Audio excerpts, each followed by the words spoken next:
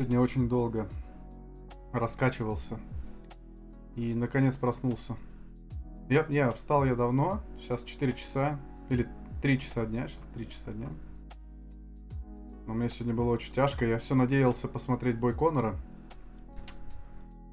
Но, честно сказать, я не выдержал просто, поэтому я пошел спать. И дальше часа в 4 ночи, наверное, лег. И как-то, блядь, так хорошо спится, когда ложишься не по режиму, что просыпаешься и хочется еще. Еле-еле заставил себя вылезти до магазина. И думаю, ну вот я сейчас проснулся, там, скажем, встал в 12, может, 12:30 я только вышел там. Может, в час я вообще точнее, вышел, встал с кровати. В час или в 2 я только в магазин выбрался. Я думаю, наверное, надо сегодня подольше постримить, потому что это такая штука, это мероприятие, вытягивающее довольно много здоровья. На самом деле, кто не стримит активно, у кого нет хотя бы там 30-40 постоянных зрителей, вы, наверное, не знаете, что это такое, но постоянно же существует ощущение такое, что хочется контент делать для людей, хочется стараться. И ты невольно немножко всегда в таком напряженном состоянии, и когда стрим заканчивается, и все прошло хорошо, ты такой... И вот как-то вот усталость такая приятная приходит. Иногда неприятная, потому что иногда во время стримов ты очень много... Ну, я же все время разговариваю, у меня как-то вот естественным образом получается подавать контент, просто разговаривая. Но это, наверное, опыт уже большой. Вот. Но так или иначе, и даже вот, несмотря на то, что, казалось бы, для меня это естественная штука, постоянно разговаривать, что-то там вещать, все равно очень сильно устаешь от этого.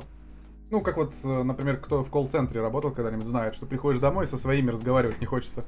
Хочется просто молча сидеть, есть и смотреть что-нибудь там. Всем привет, добро пожаловать на новый стрим. Что сегодня будет, пока не знаю. Посмотрю сейчас проект, который вчера начал. Вот эти вот барабаны.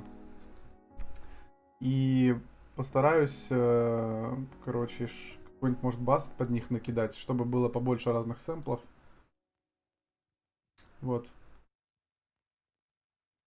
Я, в принципе, стримы не удалял вместе с каналом. В какой-то момент я удалял, да, было, точнее, я их прятал. Но в то время у меня отношение к своим старым стримам было другое. На тот момент, когда я их скрыл, у меня было ощущение, что мои старые стримы это кринж ужасный. А сейчас для меня это такое, типа, приятные воспоминания. Ну, вы поняли, когда ты переходишь уже, какое-то количество лет проходит, ты уже такой, типа, о. Так, и трек ты мне не скинул, хотя обещал, Liquid стрим делал недавно. А что за трек я тебе должен был скинуть? Ром, сори, я, наверное, что-то... Ну как недавно, года 3 назад. Блин, я не помню тогда точно. Давай попробуем вспомнить. Liquid трек скинуть. Честно, у меня просто бумажки в голове такие. Перекати поле. Вообще не понял. Вообще легко поймать кого-то на понт, сказав человеку, что ты, типа, обещал 40 лет назад. Особенно, если этот человек не уверен в своей памяти, как я, в принципе. Кстати, гифка очень старая, если кто-то помнит. Это древняя гифка, я ее достал. У меня еще несколько есть. Я просто не знаю, какую из них поставить. Я нашел папку со старыми своими всякими гифками, там, Костя мне там делал всякие... эти сцены, вот, оверлей. Помните вот этот оверлей? Это я вообще не знаю, когда это было сделано. Давно. Но я сюда дописал, видите, вот. Patreon, там, Instagram, это я сейчас добавил. Вот, смотрите, какие гифки есть, короче. Вот эти не очень высокие, ну, видно, что разрешение низкое, да? Но есть те, которые побольше. Вот это я сейчас покажу. Не, вот это низкое. Вот это классно, мне нравится. Но они все нравятся, но они маленького разрешения. Да, не увеличить. Вот это я помню, когда-то органично смотрелось на бэкграунде. Как можно скинуть Liquid Track? Его можно слить. Кидай в личку. Если ты хочешь, чтобы я послушал, если ты в этом смысле. Вот это красиво очень. Может попробовать загрузить? Здорово выглядит. King, Нью-Йорк. А, я сейчас не в той сцене, лол.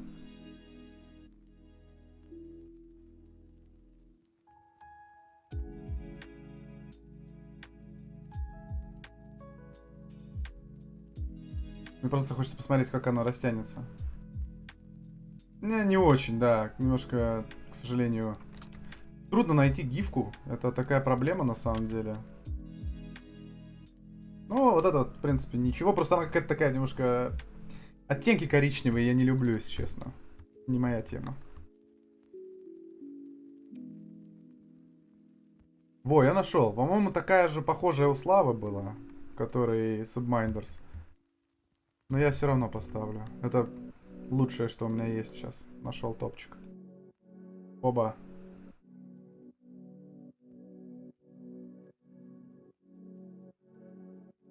Ну это топчик, по-моему, да?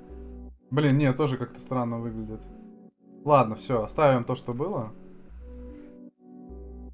Мудовая штука, ликвид, жидкость. Пусть кинешь, а налить можно.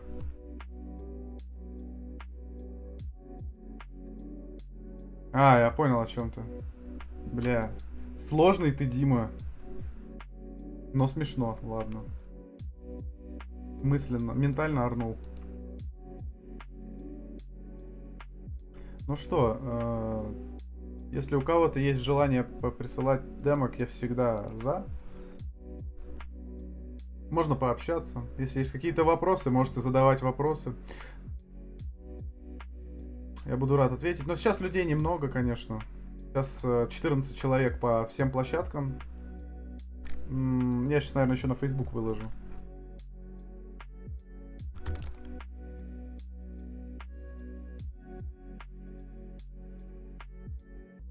Еще на Фейсбуке.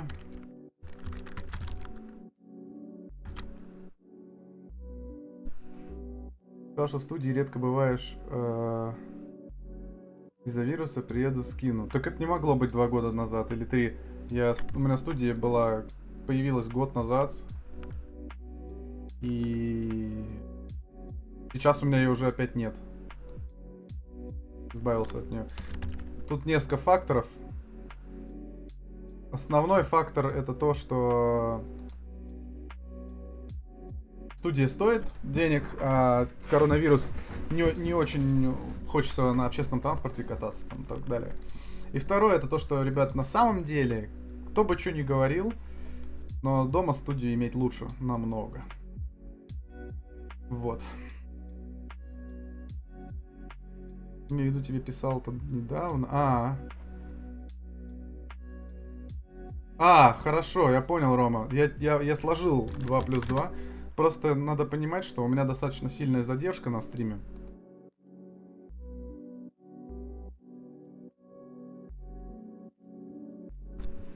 Давай попробуем тебя найти. Ты пишешь мне из контакта, твое имя такое же, как ВКонтакте.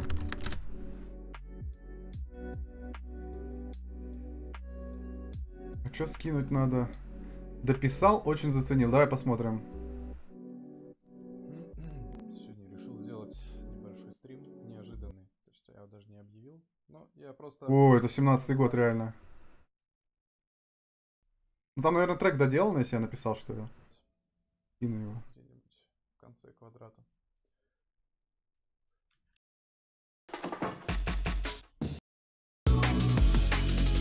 Этот? Блин, слушай, у него сложная судьба. Я его переделал 1000 раз.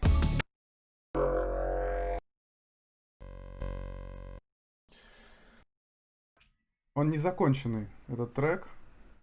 Я попробую найти сейчас его проект.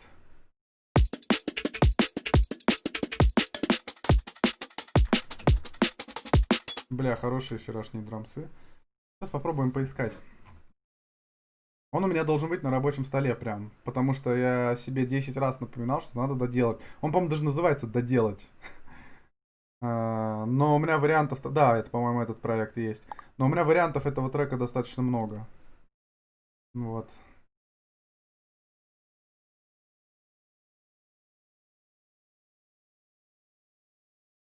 Да, Дим, я получил твою демку. Сейчас я только тут разберусь. У меня, правда, лагать будет, скорее всего, потому что мы на стриме с вами. Тем более, проект не самый... О, так у меня вообще FL закрылась. Блин, а что я тебе написал, что я тебе скину, если у меня его даже отрендеренного, наверное, нет? Не, у меня есть одна версия отрендеренная, но она хреновая. Привет, Илюха. Вообще, ты, смотрю, ничего не пропускаешь. Такой внимательный. Так, поставим ambient, классный. Low-fi, точнее. Что-то меня выкинуло прям из FL. Сейчас, может, опять такое будет. Не, в этот раз загрузилось. И, ну, хорошо. Ну, давай посмотрим. Дима, если что, он наши коллабы слышал. А. Ну, я не знаю, это какая-то из версий.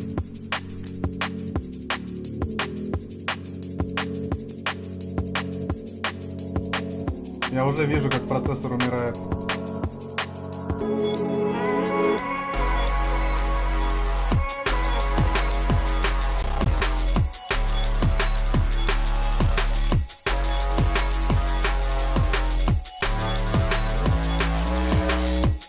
Ну, это понятно, что это хреновая версия. Просто пытался экспериментировать.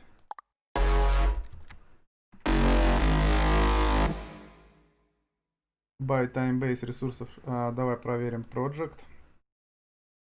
General Settings. О, как тут много всего, оказывается. Так. Time-base. Где это time-base? Вот это, что ли? Это scaling.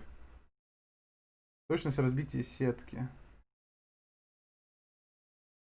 Ага. А, интересно. Давай поищем. Где этот time-base?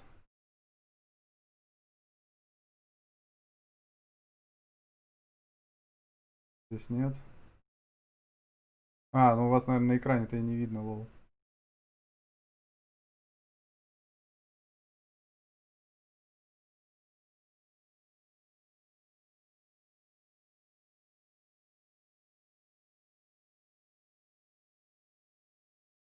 У меня такого нет в General Settings.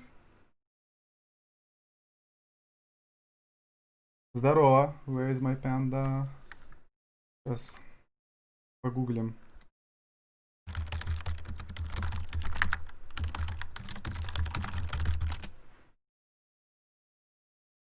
Может, это в Project Settings все-таки?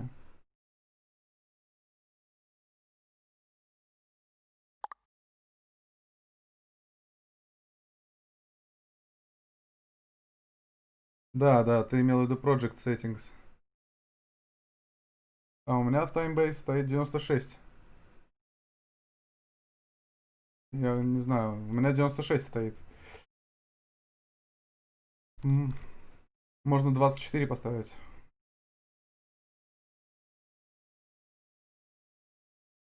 Что это? Где проект?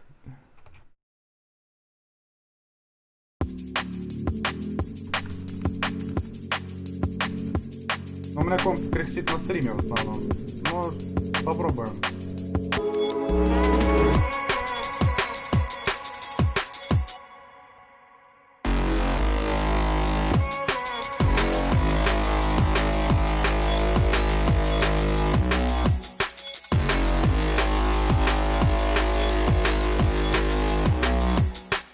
Старый очень проект, у него очень много копий разных.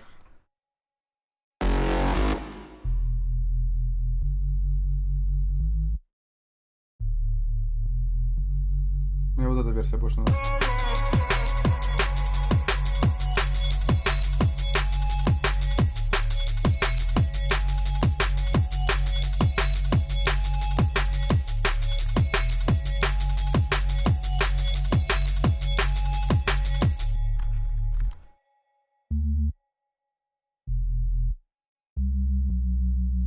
Это я тот же, да?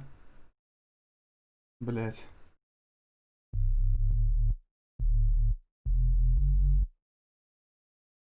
Сейчас попробуем сделать что-нибудь классное с этим треком. Реально лагать перестало, Дима, я в шоке.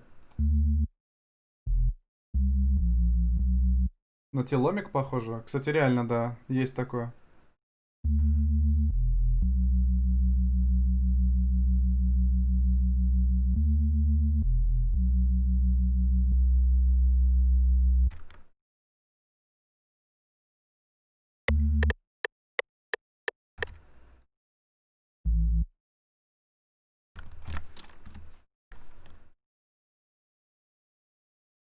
Много всяких лишних. Чем копия саббейса, но... Не знаю, очень странно. Очень много лишнего в проекте. Это мне нужно, это я сейчас сделал. PyBase. О, это может быть... Ну, в принципе, мне это и нужно было примерно.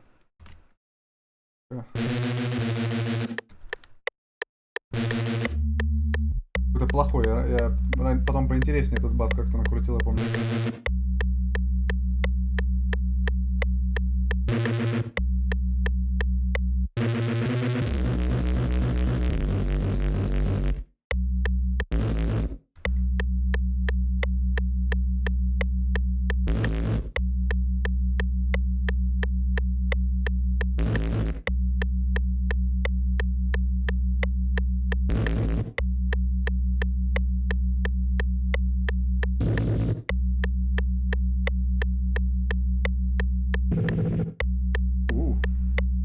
Что произошло?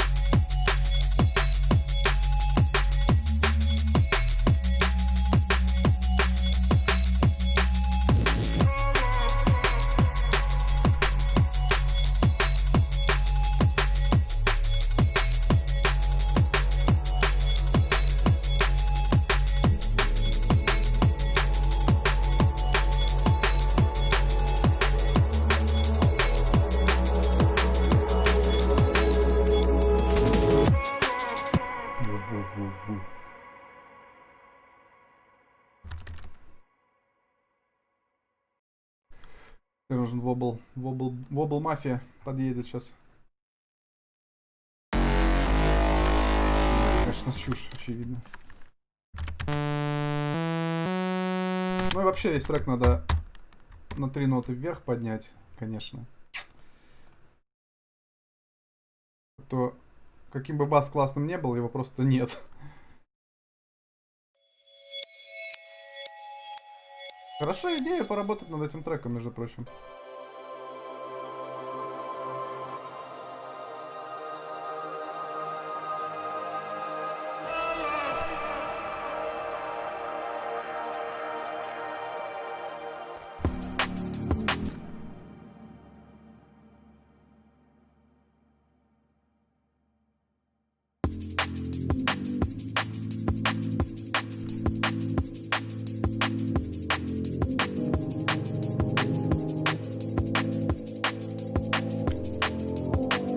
Спасибо, Андрюха, здорово. Олег, здорово, бро.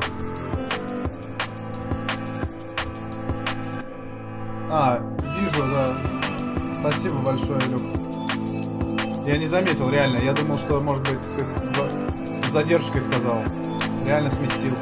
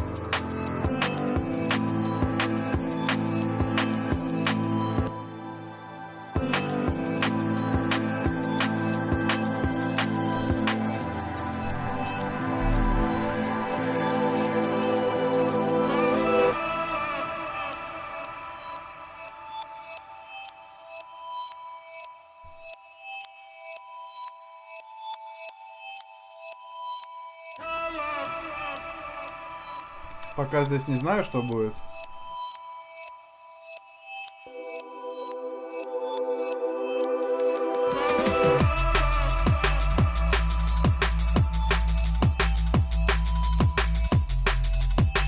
Бля, чат вообще некуда девать. Его просто не видно на фоне эфэлки.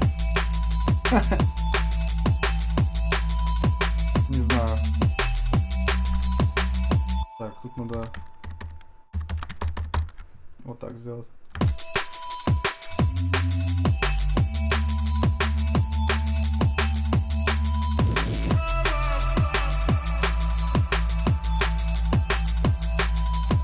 Вот так сделаем.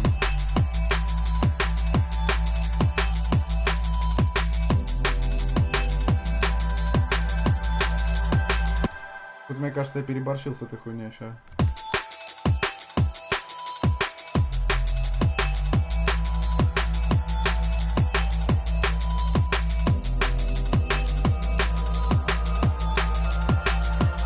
Странно, подожди.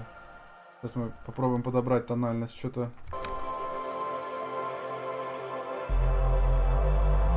Да прям так нормально, вообще. Басухи не слышно. Бас хороший, но не слышно его. Мы его аккуратненько вытянем.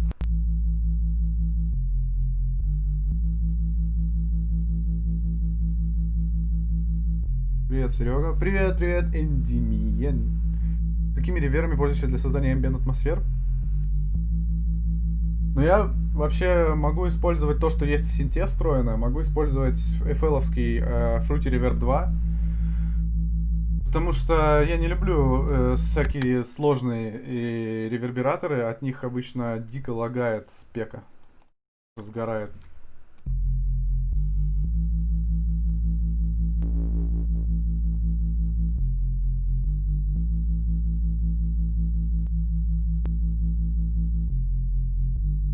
Чуть-чуть стерео добавим в бас.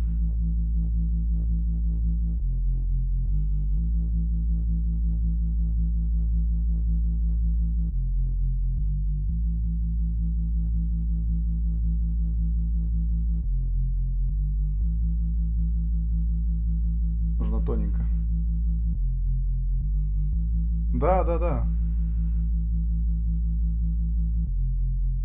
Стандартный фэловский просто. По кайфу. Чуть-чуть вытянули бас. Да, они все простые, а потом от них комп просто, блядь, вырубается нахуй. А что-то тут...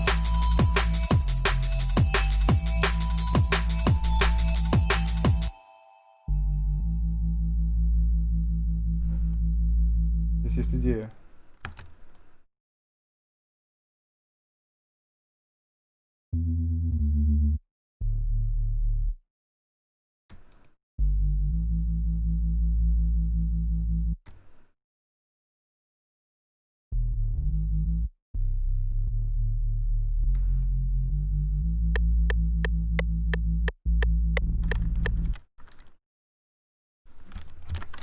Так, а это что за серум? Крутой звук, но он не подходит, а он крутой. Надо удалять лишнее. Удаляем лишнее. Синт. Ну вот, возьмем вот это вот за основу. Просто сделаем так. Оп.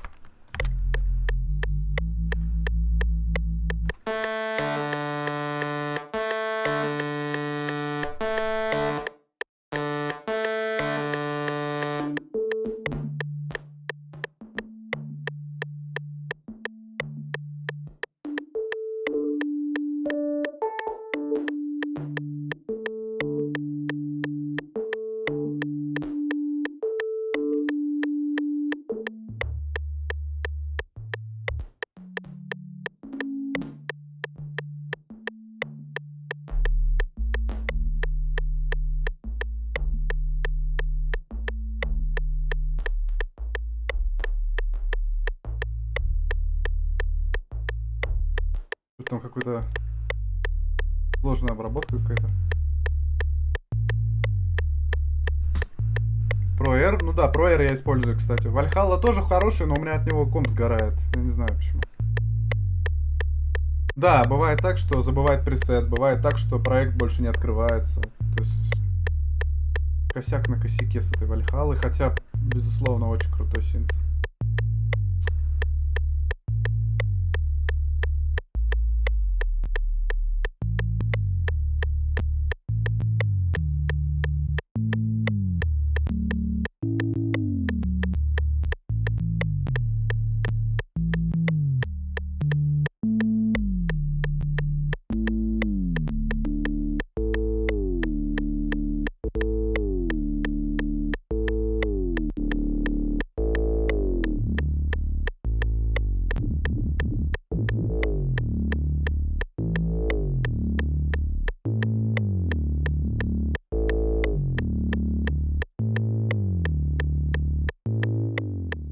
Что там какой-то...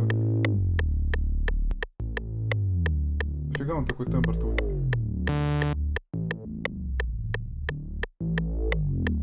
Что это за... Блин. А что я сделал-то такое? Он такой рычащий стал. Во.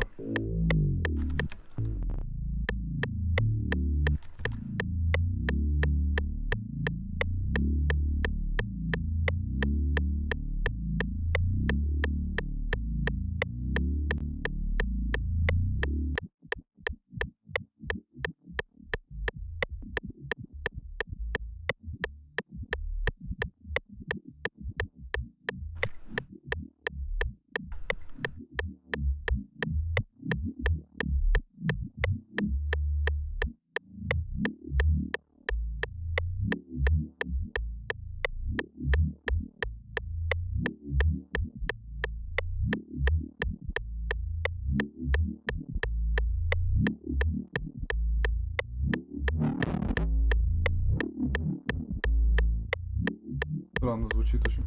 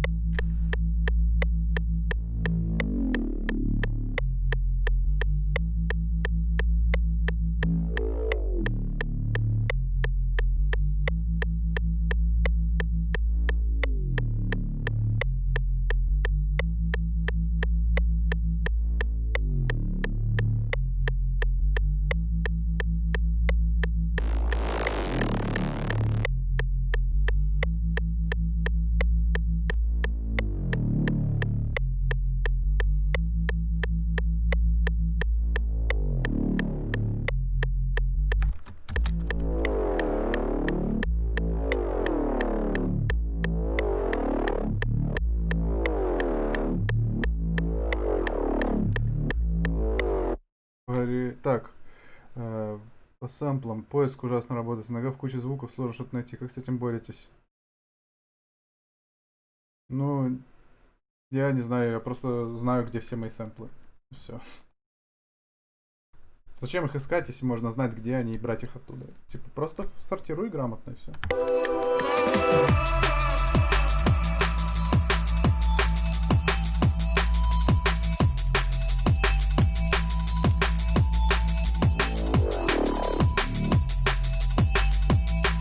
Стерео многовато.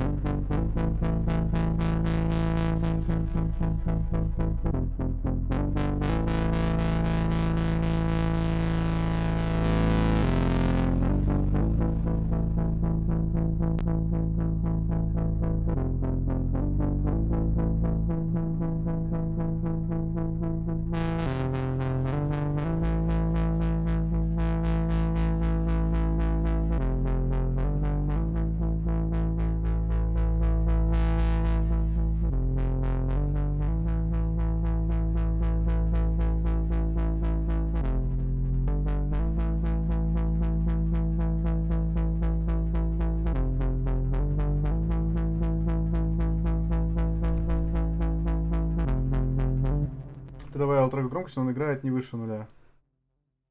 Не, он выше, по-моему.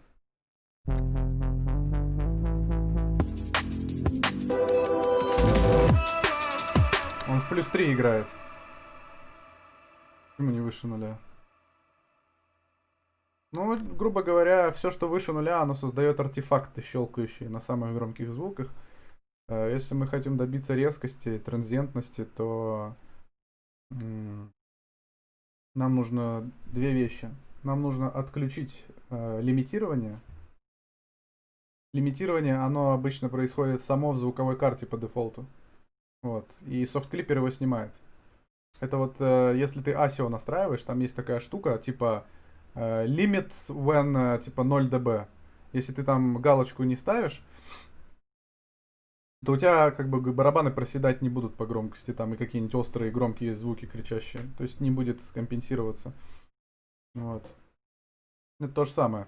Лимитер я ставлю громче для того, чтобы... То есть если просто взять лимитер и поднять громкость там на плюс 6, ну, оно как бы все равно в звуковой карте сжимается.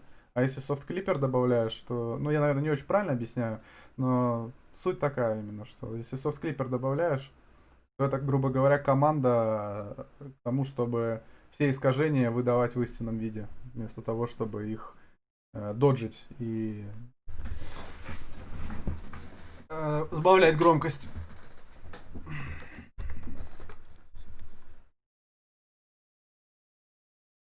Ну, я тоже структурирую библиотеки, да, и все.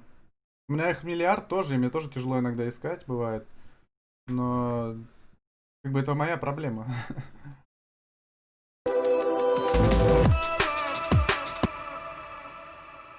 Не проблема софта.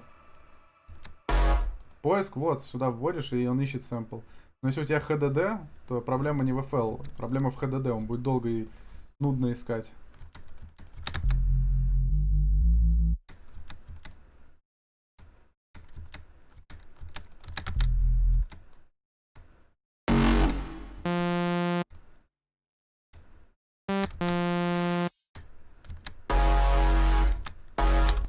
Стоп, я же только что делал. Бля, какого хуя? Я опять не обновил дорожку.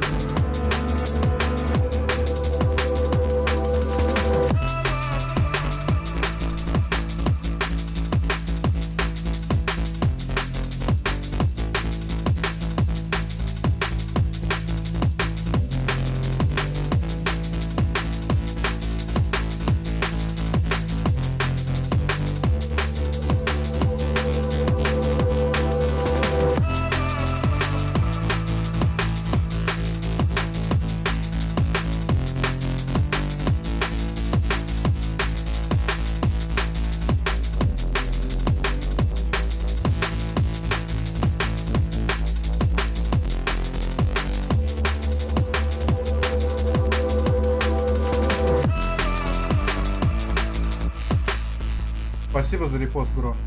Так, засеки просто какие пакеты используют за 2 недели, остальное мусорник сработает. Согласен с Ригером, так и надо делать. На мой взгляд, так и надо делать.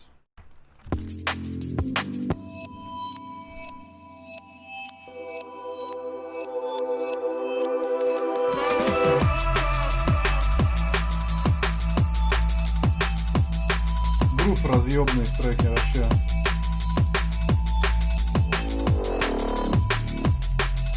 Бля, слишком стерео много на этом басу.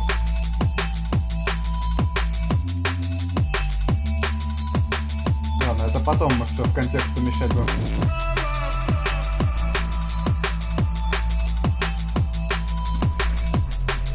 Это мой старый проект 2017 года, просто я его открыл и дорабатываю.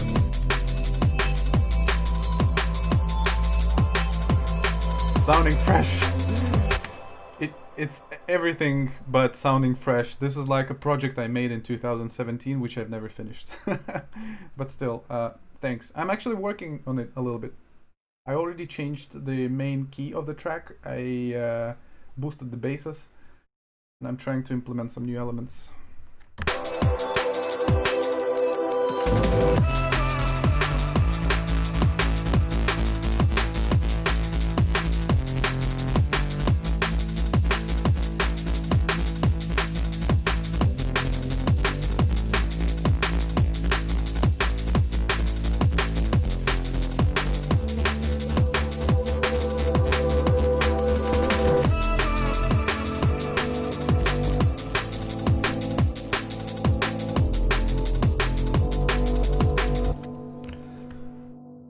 Почему всем так нравится этот трек?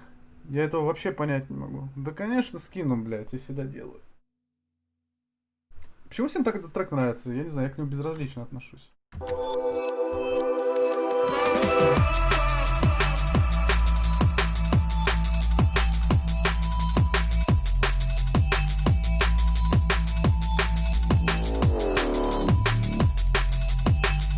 Ну, хуй знает.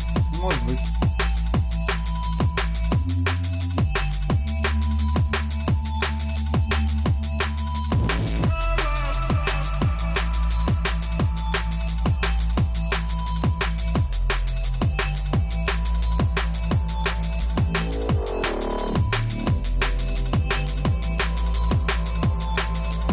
Да, обычный грув, хуй знает. Ну, прикольный, да.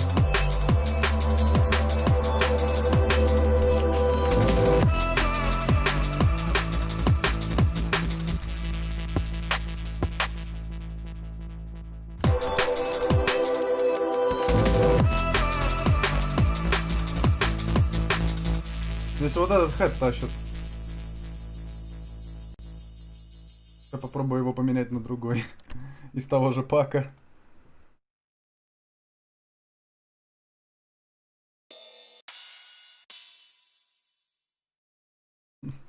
Даже обработки нет. Вообще никакой.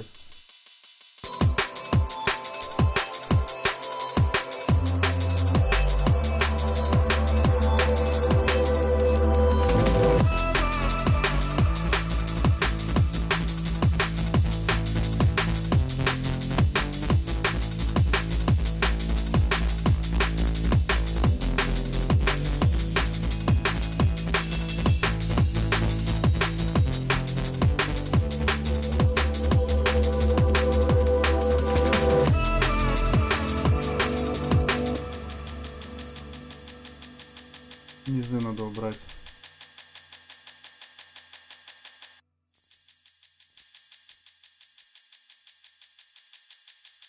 Что такое?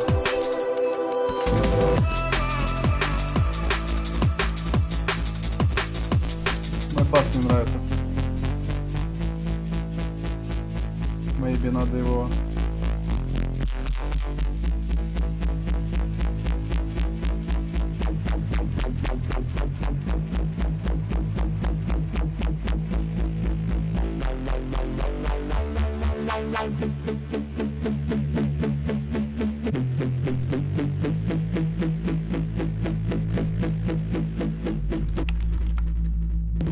Может, не будем выбирать основной бас?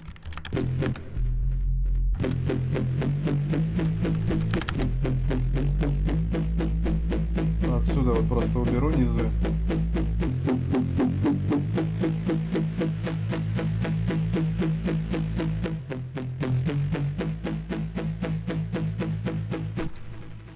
Вот такого что-то сделать. Камера стала лучше. Я, короче, Full HD поставил. Максимальное качество на камере въебал. Оно теперь вообще охуенное. Теперь смотри. Пиздец и зарос, да? Ужасно. Но да, прикол в том, что камера классная. That plug would sound cool if the filter opened up over 1632 bars. Well, I'm not sure which plug you mean. I don't really have any plugs. I mean, you mean the wobbling sawtooth? This one, probably. Not this one, but I guess this one. Yeah, it would make sense, of course. Of course. I'm trying to make sure it works in the mix in general right now, so... That's something to take care of before anything else. Yeah.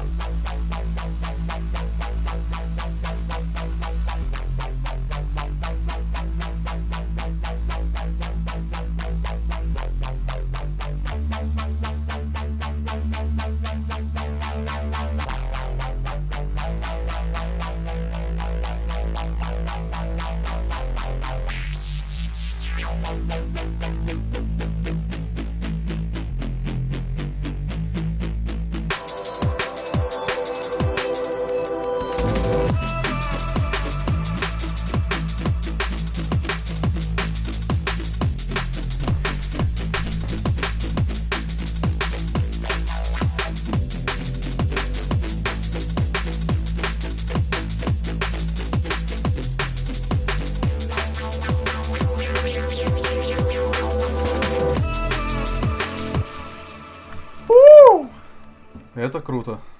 Это звучит очень круто.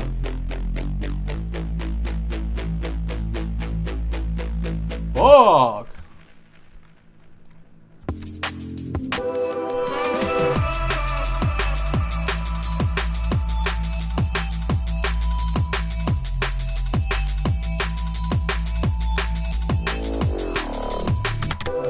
Вот этот единственный звук мне сейчас не нравится пока что.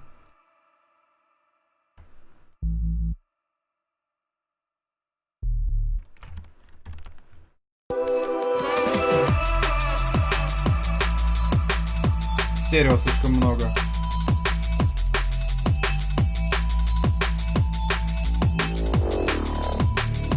О, теперь лучше. Ну и, конечно же, здесь у нас моно. Окей.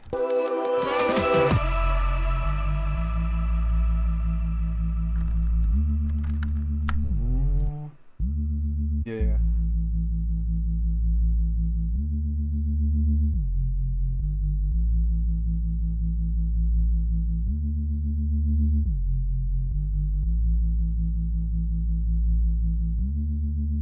Lower.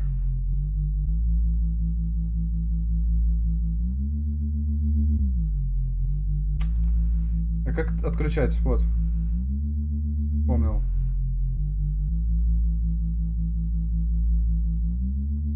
Во.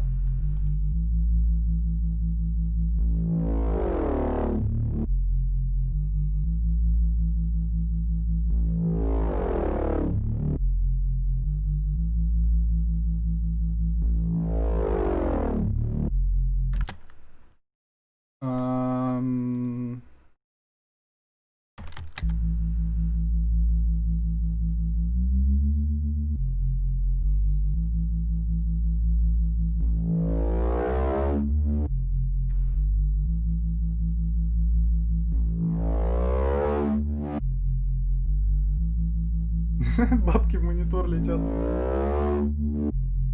Капслока, надеюсь.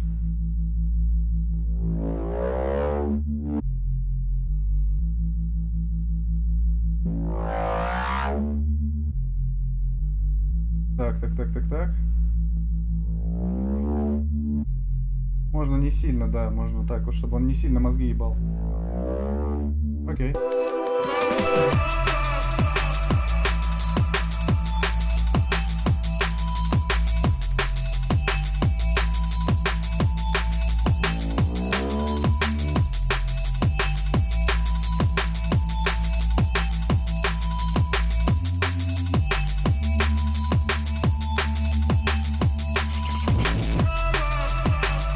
Много транзишенов надо.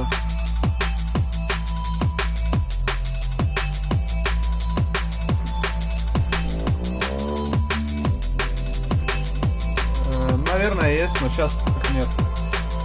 На стриме.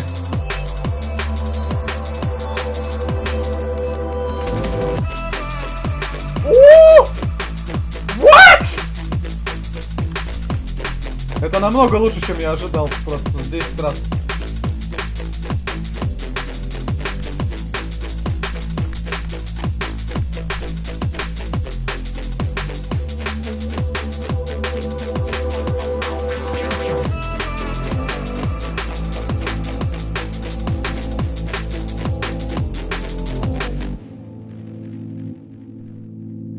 Не, сюда не подходит.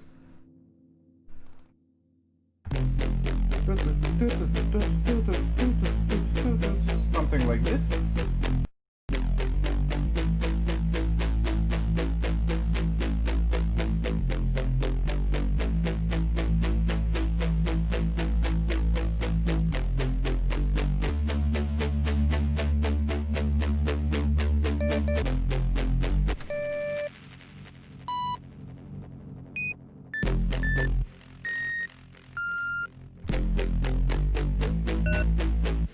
Намного пиздаче, чем я думал, будет звучит.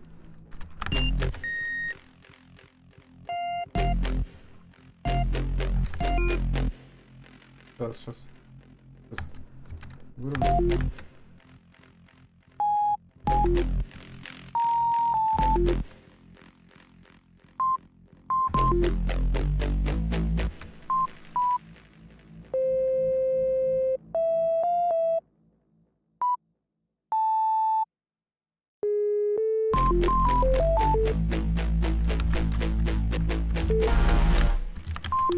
что это было.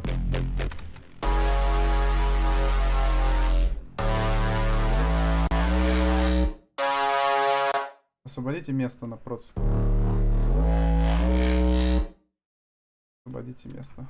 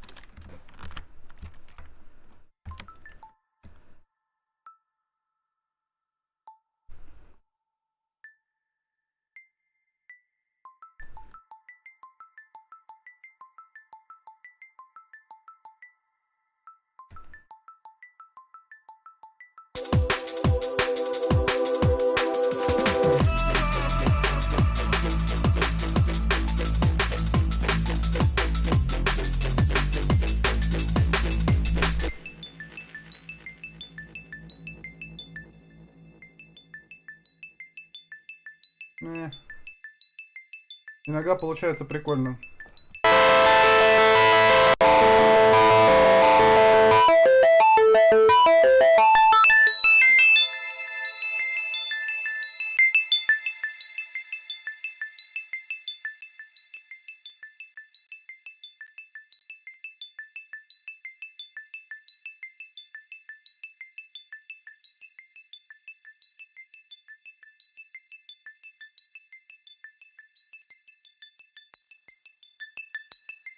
О,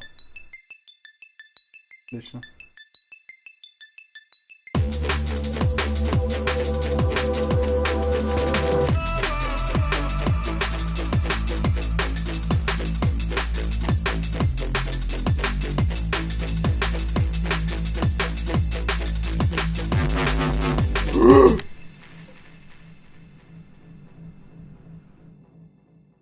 Я и забыл, что здесь такое есть.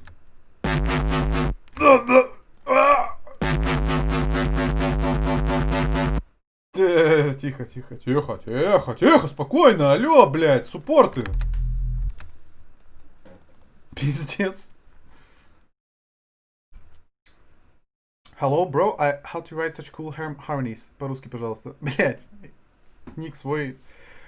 What pack are the BGE samples? I need to remember, I think, let me think, maybe links? Or maybe... Ah, shit. I actually have the pack somewhere in here. I should be able to see.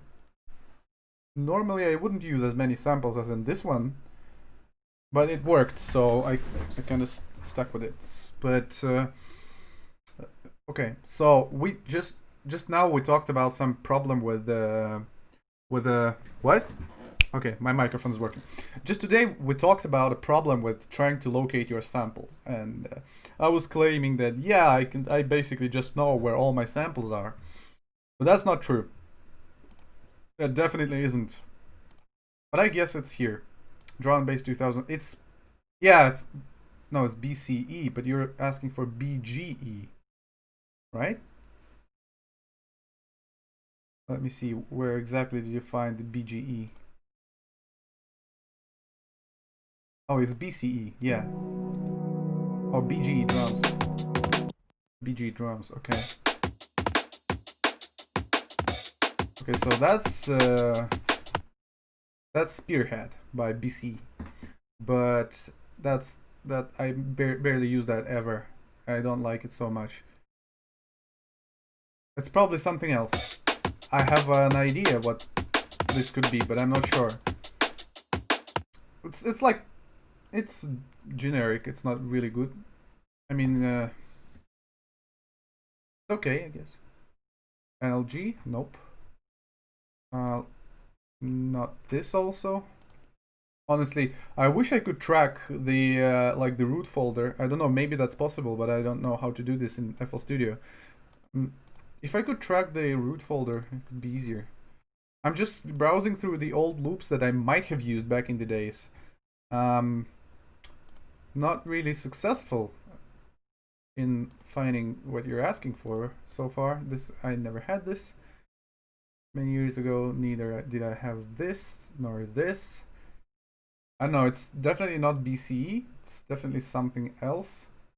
Some tambourines. Oh, this one, yeah, Hatter loop. Okay. So probably this. Just, I don't know. I can send you if you want. I don't know. I really have no idea at the moment what this could be. It's like, this project is like from 2017. We're at 2021. So, yeah. If you need it, just let me know, okay? Maybe Salaryman, I don't know. No, it's Sly. I never used this one. Not once. I don't even know why I have it here. So many unnecessary sample packs. Nope. Well, I guess it was just something really old, which somehow still is in my library, because my FL Studio is obviously loading the whole project without the archive, so no idea.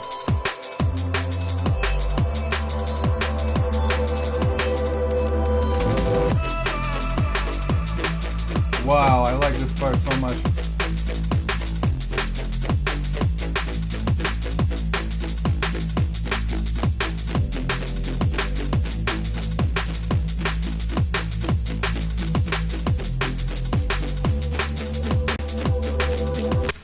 So the opening up part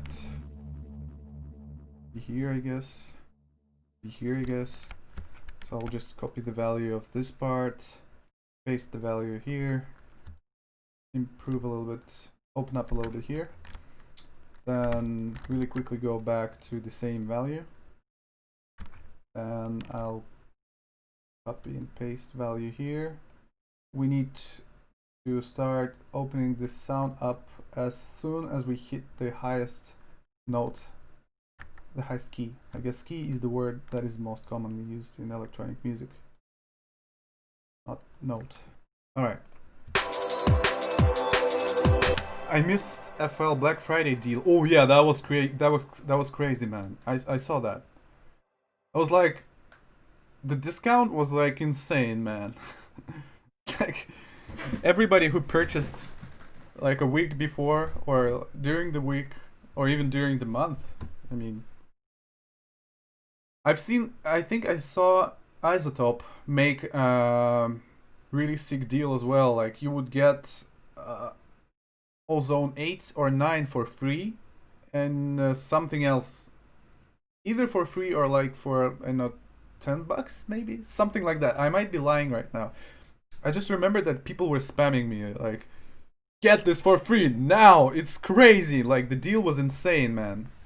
Sometimes they do that, and it's, but you know, thing that really fucks me up is that you have to subscribe to the newsletter of every single guy who like every single company that makes plugins, just to be able to track those things down. Of course, I'm a little bit more privileged because I have like people around me who can always just you know, PM me on Facebook or somewhere else. Yeah. I missed both of them. Like, people were spamming me, but I was working night shifts, and that was a period of my life when I was like constantly stressed and tired. Just those two things. So that was the last thing I cared about, honestly. Like, I've been making music for 15 years. I don't even care. Like, I give me like an empty software and one plugin, and I'm gonna make a track. I don't care anymore. So like, those things are pretty cool, but it's not like it matters so much.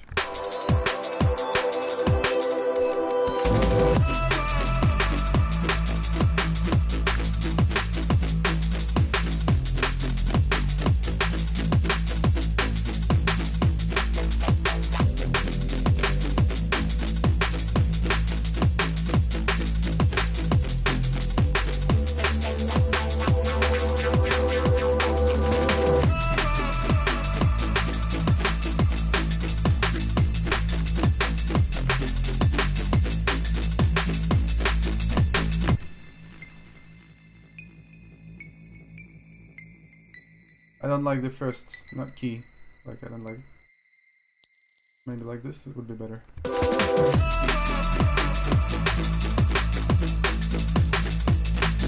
Thanks, Contem.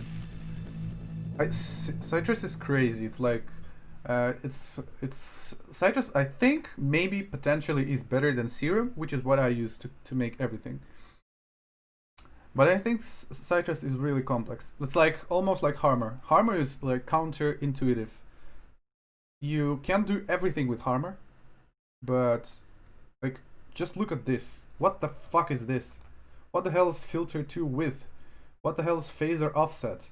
What the hell is global envelope decay scale? It's like why would you even want to try and learn this? Can you imagine the process of learning? Like, the learning curve is crazy. Like, if you wanted to learn Harmor, you would have to actually go and look up tutorials. Like, isn't this the worst way to make a plugin? Making people look at tutorials? Like, you open up Serum.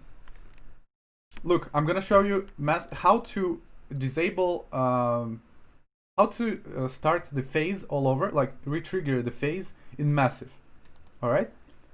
To find out that you can retrigger the phase, you actually have to go to the oscillation tab, find oscillator phases, and click restart via gate.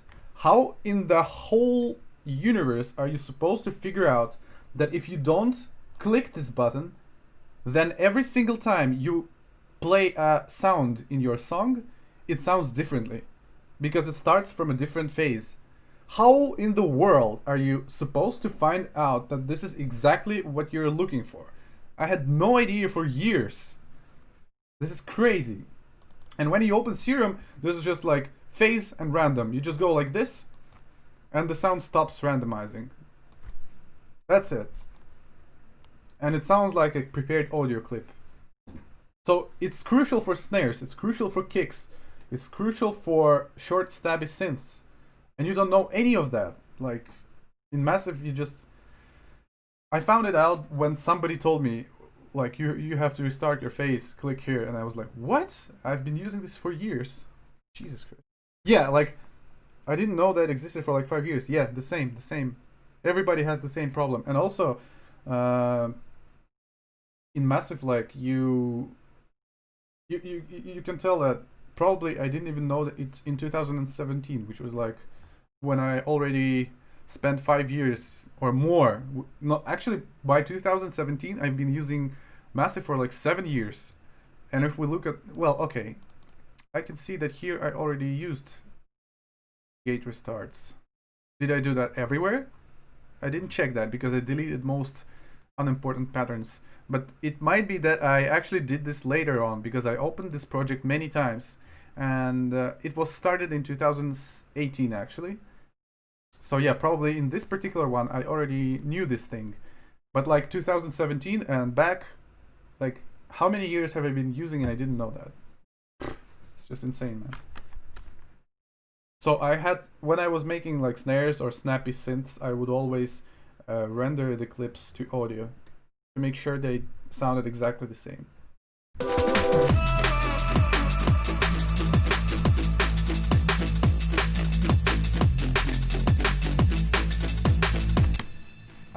Ну, раз уж я тут все делаю на сэмплах, то тогда я, наверное, сюда добавлю еще какой-нибудь олдовенький стебик.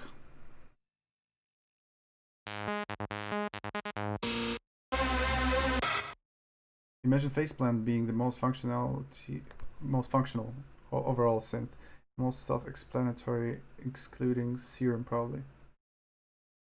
Well, actually, faceplant you can learn faceplant on your own, but you can do this when you already know some other synths pretty well. Only then, because it's like the next level of synthesis. Faceplant is good though. I really like it so much. I just don't want to use it now because it's going to slow down my music creating process. And I'm all about like having fun when making music, not learning scientifically. Actually, from my experience, I've taught a lot of people, and people who try to find scientific approach, they fail miserably all the time. They quit making music because all they really want to do is maths and science. You know, like go to sound engineering or something. Like you don't want to be a producer. Producing is all about having fun and enjoying yourself and enjoying the stuff that you make. It's not about calculating the phases and shit like that. Who cares? I mean, you could do that sporadically, but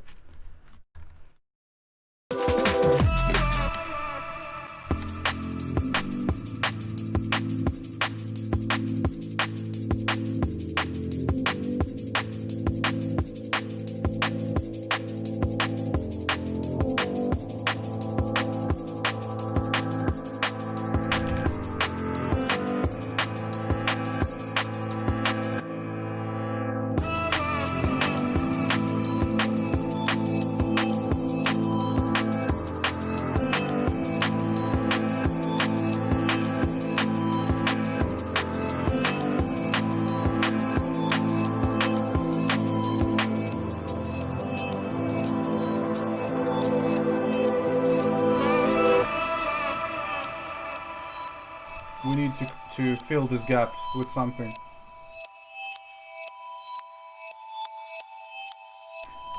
Or maybe I could drop the track early. I don't know. I don't see the reason why we would need all of this.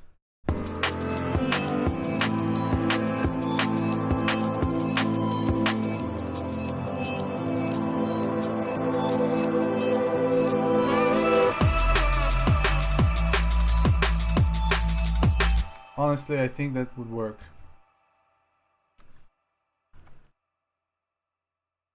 Probably. I don't even know why I keep speaking English, but there's a lot of English people here today. It's surprising to me. I guess I did a good job advertising my other channel. But I agree, yeah, easy to learn, hard to master. I agree, I fully agree with that. Faceplant is like easy for everybody who's good at serum, but then you get stuck really easy also. You need to, you know, create something and you're like, what am I gonna do with it? Drop it early. There's a nice transition there into a drop, I guess. Or you could fill it out with large subs, just following the chord progression. Yeah, with the vocal melody slightly muffled with less delay. Yeah, but I guess the first option works better. I could build up with some snares, like generic snares, and I could just drop it right there. I mean, people used to do that. I'm not sure it's that common nowadays with some tracks that sound particularly similar to this one. But I don't care. It works, I guess. Let's figure out. Let's see. I want to hear it first.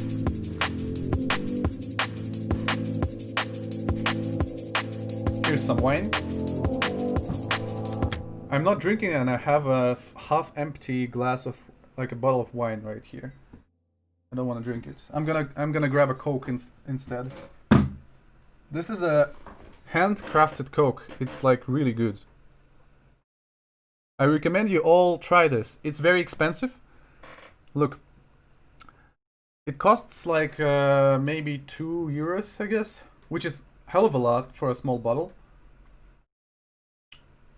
But it's got like some special tastes inside it. It's like I don't know how to say, maybe some weeds or something. I don't know, but it sounds really amazing. It tastes really amazing. Классный pronounce, спасибо. Yeah, you know it? You have it in UK? That's amazing, I didn't know that. It's amazing, man. It's really good. I love it. That's my second bottle today. Не по теме сейчас, но у меня стал вопрос. В своей проге для вебки телефона ты поставил 4К и 60 FPS? 4К, да. Или, я не знаю, короче, максимум. Но... Я типа, по-моему, у меня так много не дает OBS. О, ты будешь с камерой транс... Бля, бро. Это охуенно. Я буду смотреть.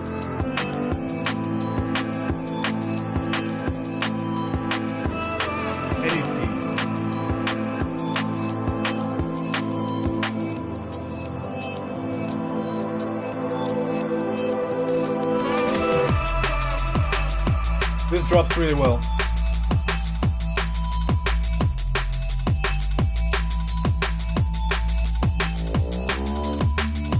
Ooh. This bitch roars.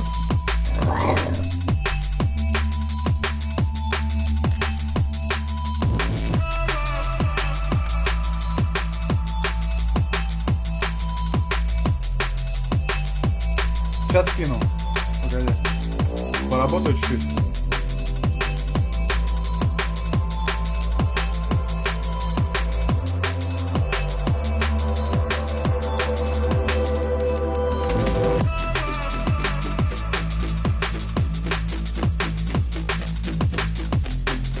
Sure, I will show you the bass.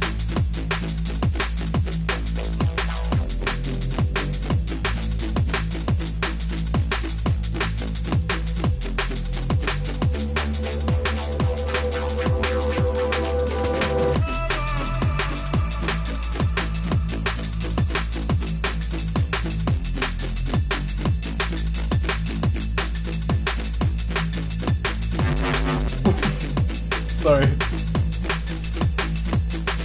Who did this?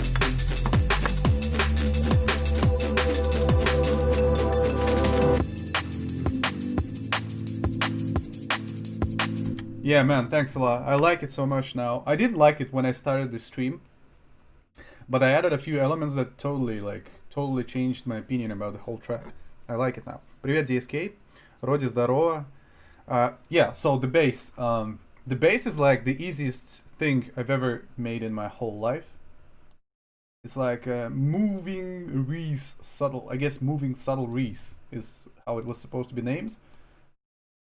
But I'm Russian and I'm also stupid, so I don't care. So the most important thing that you have to know, I'm not sure how skilled you are with Massive, I just talked about it. Always use restart via gate, so your sound starts from exactly the same position every time. So it's like two oscillators. First is like a mixture of a square wave and a sine wave, so it sounds like this. I have low intensity to make it to keep it dull and low passed.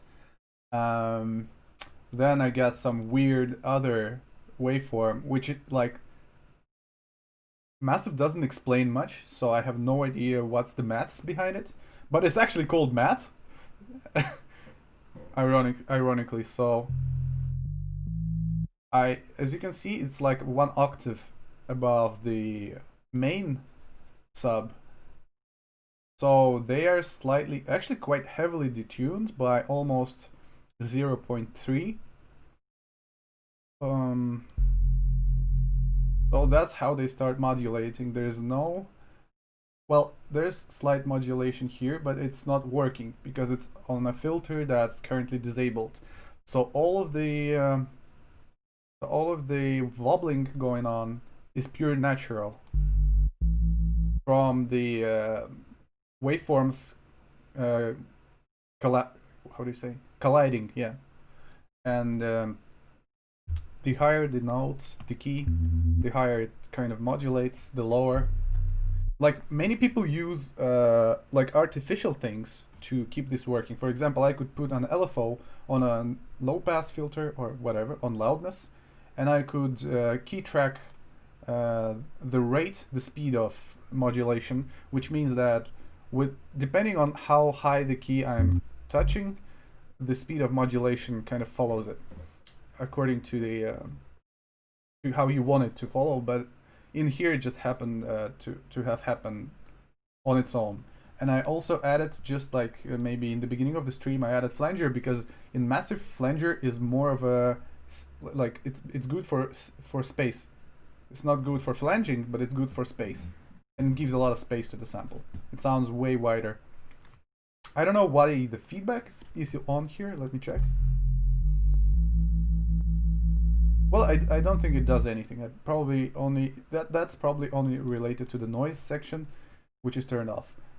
And that's all. Yeah, there's no LFO. It's just science. That's how it works. It's not controlled by LFO, yeah.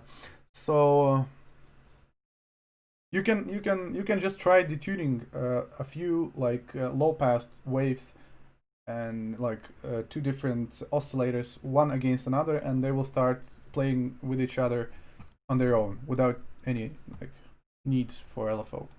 Then I added some tube, just a little bit. I don't think it gives much. Probably does nothing. Well, it kind of opens up a little bit, but not much, even in with me carrying really good speakers, which are DT990 Pro. Still, I don't hear a lot of difference. Then I added a little bit like, okay, so this one I need a little bit explanation. I added a little bit of loudness in here because the higher octave, which is this one, it's mostly loaded across 100 to 250 hertz. Depending on the key I'm hitting, of course. So I want it to be more rich and full, especially with the tubing going on. So звука нет из FL. What? Is it true that I don't have any sound from FL Studio? I think you have no... Я думаю, Макс, у тебя баса нет просто на колонках. Deadby, спасибо большое за отзыв. So yeah, that's pretty much it. And I got limiter because I want to make sure that the bass is not too loud. So...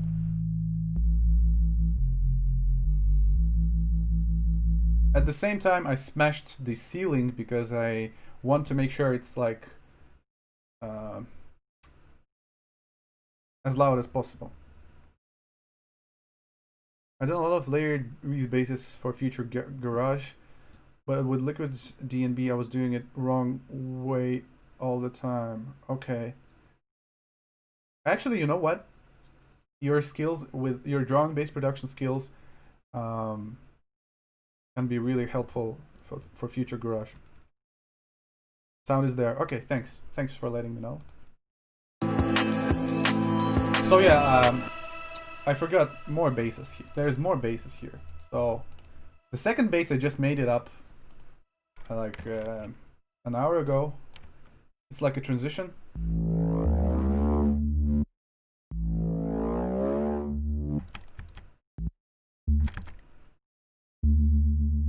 So like this one doesn't matter right now. So it's it has a really good explanation. Wow, you said garage instead of garage. Yeah, that's because I said garage too many times and it sounded fucked up.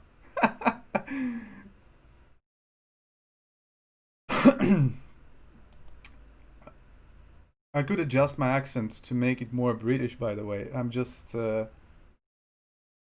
it takes a lot of effort. I need to actually work on...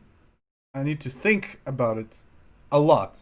But it can be... My English can be a lot better. So anyway, I'm just lazy. The limiters do a little saturation if release is too fast. Yeah, I know that. Try Kofola, you will like it. I'm gonna remember it. I'm gonna... Kofola. Tallinn.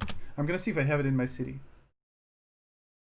I don't have it in normal shops, according to Google.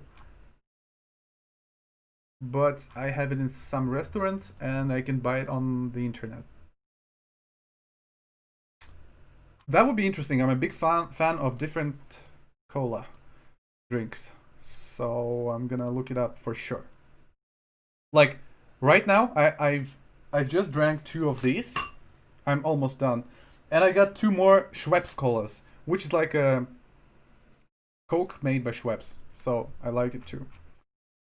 Anyway, so this about this baseline.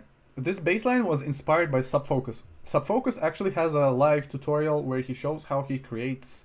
What was the track? I think it was either Solar Systems or Illuminate. Either way, almost every single track you hear by Culture Shock, Dimension, or Subfocus, they have the same trick. They make bass out of a wave table that sounds like a kick drum. So I'm gonna show you.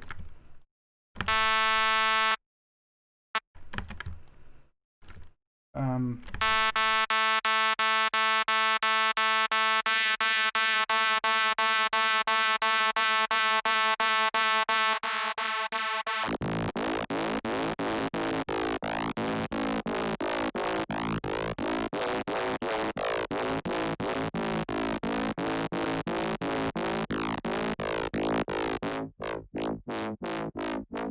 I think by now you're hearing like 10 different Dimension tracks in your head or something like that. So this is like mainstream drum and bass thing. Of course, it's not very healthy for underground music, but if you want to add some touch, like some recognizable touch to your song to make general public like it, then it's gonna work all the time. Also, it works to cover the missing fundamentals in your synthesis. So this bass sounded really dull for me, but I added the kick oscillator here with some bandpass, and it kind of opened up. It didn't add any unnecessary distortion. It just added some like clippy sawtooth, which is like extremely pumped. It's like really what's the word? Like the pressure. It's like has a lot of pressure in the sound. So it opens up really well, roars very well, and I use it to make people more like general public more attracted to my songs, because I don't want to go too postmodernistic. Otherwise, it's just pure art, and you're never gonna sell your songs. So yeah, exactly. It's like transienty and modern. Company made a growl bass out of kick. Yeah, I made bass lines out of hats, or like out of my cats crying, out of my phone dropping. Everything literally can be made. Yeah, compressed is a good word as well. Thanks, Roddy. For fluent breathing, it's good to drop D at the end of the words. D at the end of the words, like words, like words, or I don't understand. I don't know. Like if you want to speak American English, at the most of the times you actually have to drop like an at the end of the word. Like for example, or actually R. For example, if you have a transition, like a name that finishes with an A, and then there is like a second like, and then there's like a last name, then many times you're adding R for some reason, like Christina Aguilera. I don't know why. Maybe for Russian people it's easy to pronounce Christina Aguilera. We're kind of used for that. But for Americans, like Christina Aguilera, I don't know. That's one thing I know about American accent. For British accent, you just have to say instead of a lot of letters. That's what I noticed. I'm not really good with the accents though. I can mimic accents very good if I'm in a really good mood, and if it's a good day. I don't know. It actually depends on the day somehow. Lot of New Zealand English. I don't know that. I guess it's something between Australia and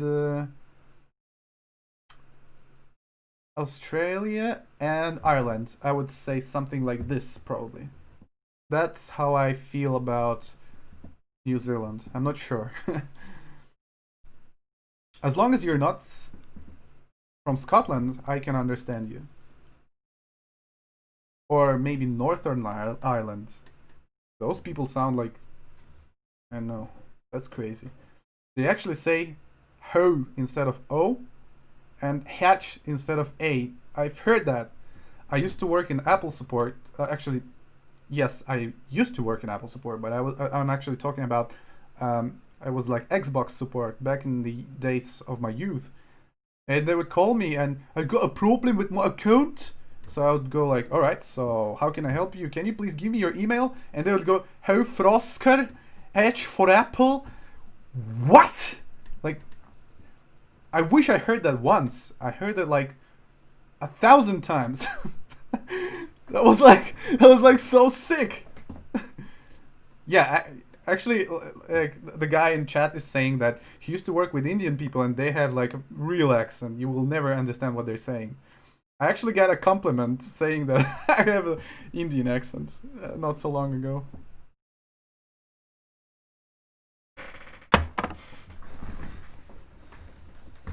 Oh yeah, and I almost forgot. Number 8.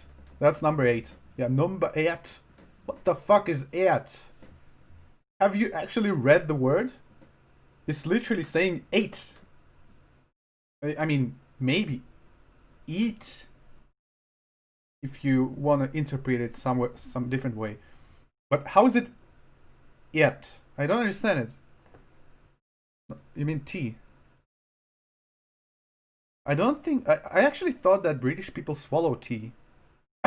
What the... That's actually so funny on so many levels. That's unintentional. But they swallow tea. That's what I thought. Like, not because they're known for drinking tea. What I'm saying is that...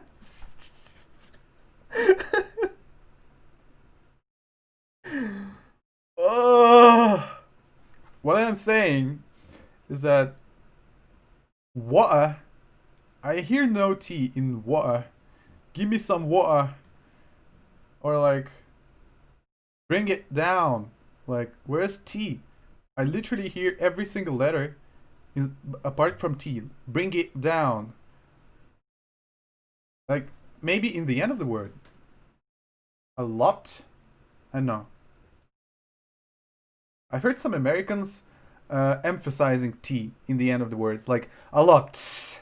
Like they say like this sometimes. There's a comedian who always does that. It's a lady, I think. What? Eliza Schlesinger? Maybe? I think Eliza does that. She always goes like, and it always has like, as a musician, I always go crazy about the amount of resonance on her mouth. It's just like, can you equalize that, please, right now? Tea is savory. Savory? I don't know that word, actually. You just said a word I didn't know. When my missus annoys me, I call her suka blять, and she has no idea. I actually just said suka blять in an accent that you guys are using to copy Russian people.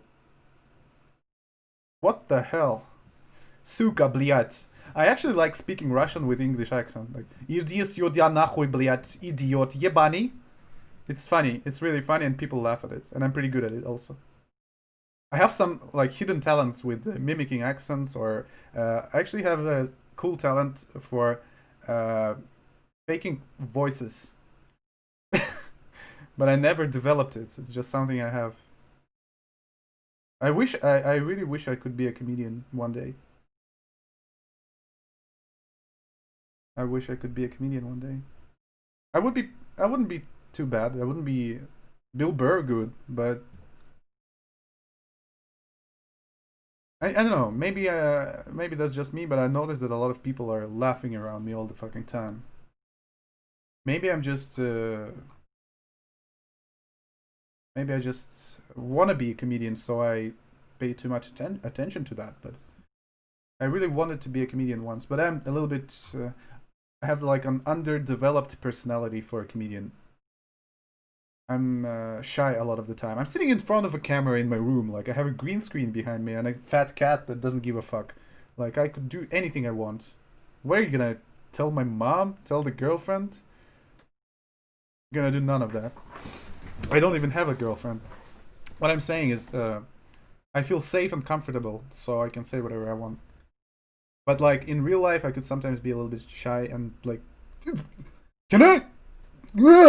Instead of like actually saying something funny that's in my head, and I know it's gonna click, and everybody's gonna laugh, and I'm like, and I'm laughing inside of my head, and like, next I start imagining that I shit myself, or like, just to make myself laugh, just because it's so clumsy and like stupid.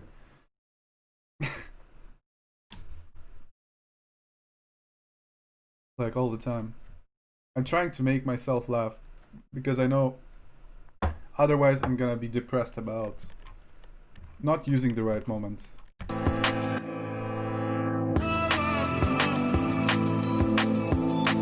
And when it works, there's nothing better. As a guy who used to play, like, to perform on big crowds, as a guy who heard people scream to his own tracks like many times, it's not even comparatively as good as making someone laugh, especially if you can make 10, 15, 20 people laugh at the same time. Oh my god, that is way better. That's like multiple orgasms for me. Like, maybe that's because I've been making music for too long, but I don't care. Like, in the end of the day, how much am I earning, right? That's the question. But with laughing, it's just pure, like, it's a pure thing. It's a pure everyday thing that everybody understands. Not everybody understands drum and bass. You can make everybody laugh. Your cat thinking just now, what the fuck this guy's talking about? Fucking who is he talking to? Yeah, well, that's what, I have a friend who actually lives with me since the beginning of the pandemic, and he actually asks himself that shit all the fucking time. It's probably so weird. I'm sitting behind like a fucking green curtain talking to myself all the fucking time. I don't care though. I'm having fun. And I'm making some cool track today.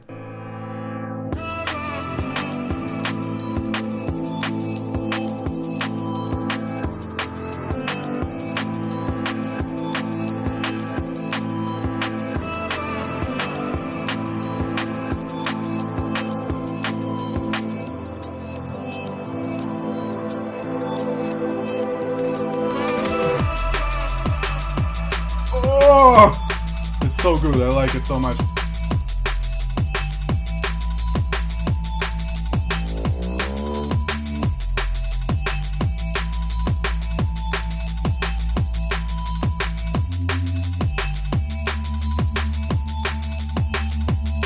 Thanks, man, I appreciate it.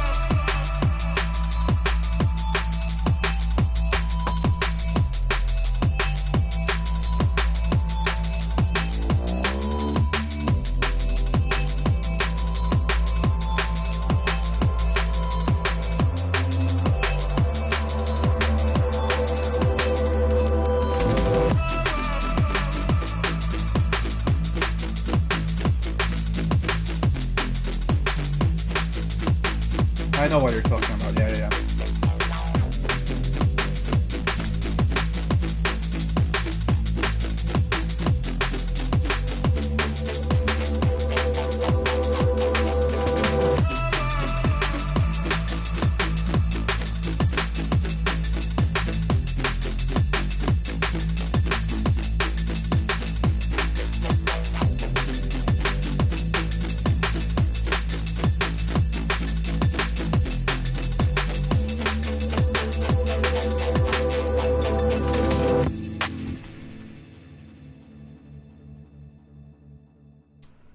They mentioned different tracks. Okay, so about the DT990, I actually think those ones are really good, but you need to use like a Sonarworks or something else to fix it. You can always fix headphones when they have too many frequencies. You can never fix headphones which lack frequencies. So if you have like significant amount of frequencies misperforming on your headphones, I can guarantee that, you know, it's like making a shitty picture bright. Like, it's still gonna have pixels, right? But you can always, tone down a good picture. So it's kind of like this. Yeah, I use that one as well. And with reference 4, they are amazing. Without, I'm gonna probably kill myself by, I don't know, damaging my inner ear or something. Would not sound natural. Yeah, it would never sound natural if you would, boost the frequencies. I'd much rather, do it the other way around. Reducing the frequencies it's pretty good, and it's also pretty natural as well. It's just, I mean, it depends on the tool you're using, and anyway, it doesn't matter that much because there is no thing as a correct sound. It's all bullshit. Like, music is a social construct. Like, there's no rule which headphones are better than the other ones. Of course, we can make, like, even when we are using SonarWorks and we're making our equalizer perfect, right? Who the hell knows what is perfect? Like, who actually said that this is perfect, and where is the scientific research that actually proves that this is, in particular, the best way to listen to music? Like, it's called an industry standard, and that's it. It's just something that was influenced. So, taking that into consideration, you can actually learn how to make music with pretty much everything. The guys Cartoon, they're probably like one of the most known drum and bass acts in the world, which is also at the same time, everybody heard their tracks, but not everybody knows the name, right? They're from my city, I know them personally. So I talked to the guy, and like the key music creator behind the project, and he said he's actually using like headphones the size of these ones to make all of his tracks. He just does it. He's like, I know them very well, and it works. And the guys literally made like at least 500 million streams on YouTube, and at least like 50. I said 500 million. Yeah, 500 million. I'm not sure if that's what I said. And like 1 billion views altogether, like on Spotify and everywhere else. They have like 16 million unique listeners per month on Spotify. They actually showed it to me, like, from the phone during one of the parties at the backstage. Like, can you imagine? Like, the guy is just using his headphones like for 10 years. That's something to think about. I'm here, Last Dimension tracks from his album. Don't like it at all. Have you already heard? I don't know which ones you mean, but I think I like Dimension stuff a lot. I'm protecting myself psychologically from being overwhelmed by hearing, like, I'm not sure how to put it together, what I'm saying. Basically, I'm not among those people who are constantly crying because, oh my god, this is exactly the same sound. I don't care. What matters to me is that people like it. And if people like it, I'm gonna play it for them.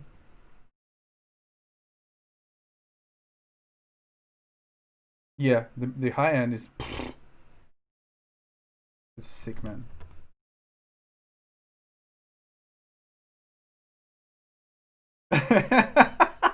Dude, that's a little bit too much. No need for such commentaries. It's funny though, but I don't think there's need for such a comment.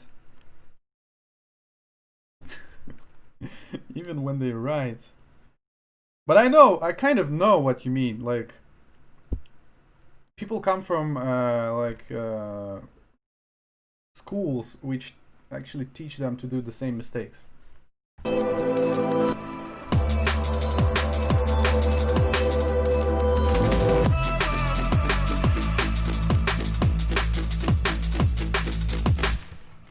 whoa. That would be cool, like in here. Whoa. Suddenly. I'll do this. I'll actually do this. Maybe that's gonna break the context of the song, but I still wanna do this. I really wanna do this.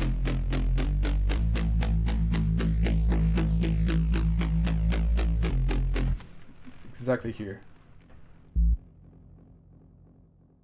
So that it opens up on the snare. Something like that. I'm gonna use tantrum desire technique by creating extra loud bass line with bandpass and shitloads of compression. And I hope it works.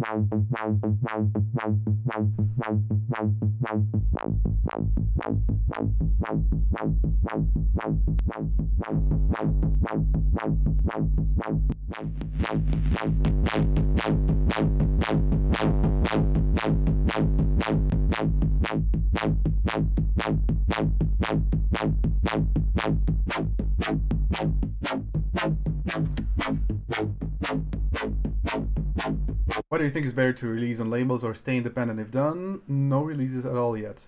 Okay, so if you've never done any releases, you know what? I would easily say labels some time ago, but now I actually think that it is way better.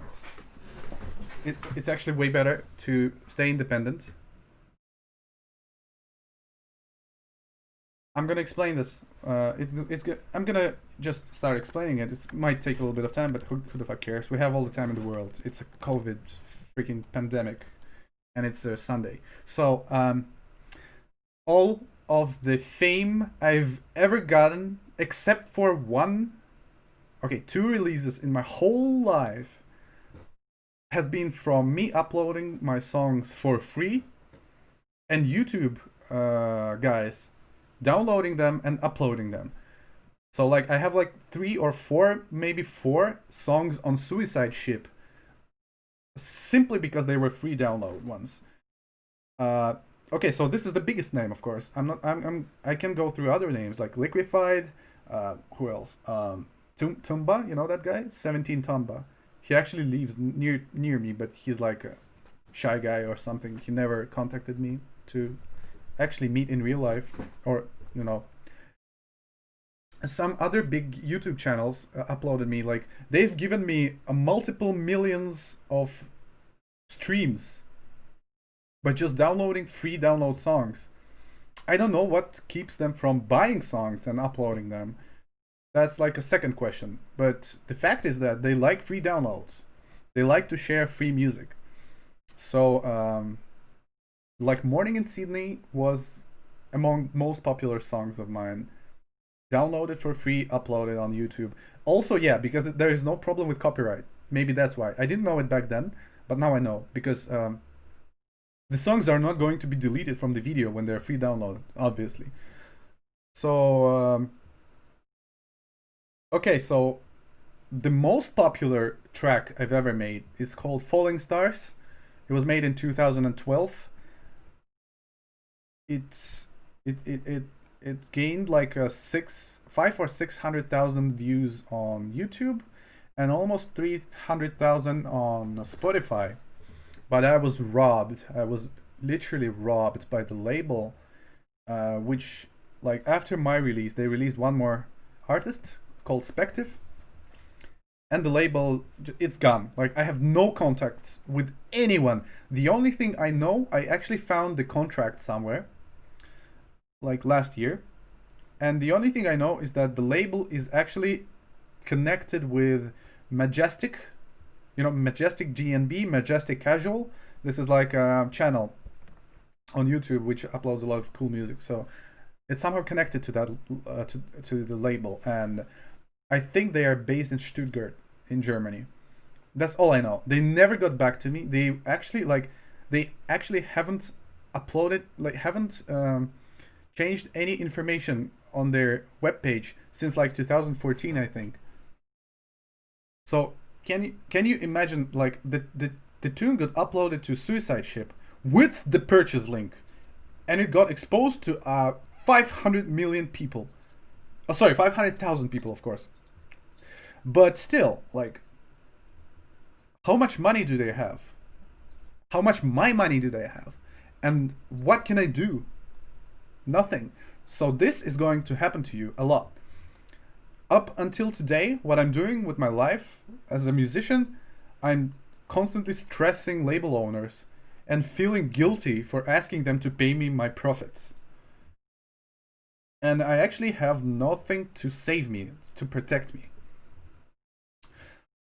So I would go independent. And what I would do is I would invest time in building contacts with YouTube channels, especially with YouTube channels which have Spotify playlists. And I would write to them individual emails and ask them to upload your songs. If you know how to upload your songs to Spotify, do that. If you can create your own label, do that as well. But like, you can make a mistake by giving your track to a label, because in your head you might think that, oh, this is a big label, and it's never even half of what you think.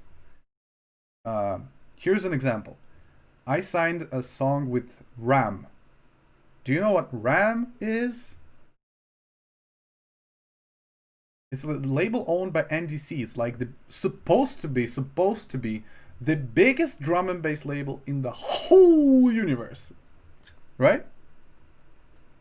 And when you actually get the contract with Ram, which is a label everybody knows among artists, you actually sign the track and you go and look up the views online, and you realize that the tracks which get released on Ram and Program, which is a sub-label, get like 1,000 views, which is like a good stream for me. Like, a good stream of mine would get that many views. So you have to analyze like, even if a label is established and it's really good, generally you have to analyze what's going on right now, today, because you can just give your label, you can just give your track away for like $100, which you get in like half a year as well back. Like, what kind of I don't know, that's not a good. Like, I released the song with Ram, and I got like 1,000 views. I released the song with Liquidity, I got like 200,000 views with two of my tracks, because they have a popular YouTube channel. YouTube and Spotify are more important than any other media. By being an artist of an established label that is like Ram or like Hospital. Okay, Hospital is actually quite popular, but like Ram, for example, you're gonna be respected among other artists. That's important too. And you can actually be invited to the parties more than if you get signed to Liquidity. But that's what I think. That's not necessarily true. But people will not know you. They will not know you. Only the underground fans, like the hardcore fans of the genre. I believe that you should be able to get through to the heart of a basic listener, like a ordinary music listener, like the person who doesn't give a fuck about genres, who's not into anything in particular, you have to be able to get to him through, I don't know, radio, through anything like YouTube, streamers, just people streaming and your music playing in the background. And I don't think you're getting any of that from RAM now. I could be wrong. All of this is my personal opinion, and I have a scheduled release with 4 tracks on program. So when that happens, and when I see how it goes, I can tell you more. What I know right now is from other people who got releases on RAM Records, but I don't want to speak for them, and I don't want to 100% trust what they say. So I want to experience that on my own. Yeah, 50% profit is not the biggest problem. The biggest problem is exposure. Let me put some music on the background. We're talking here.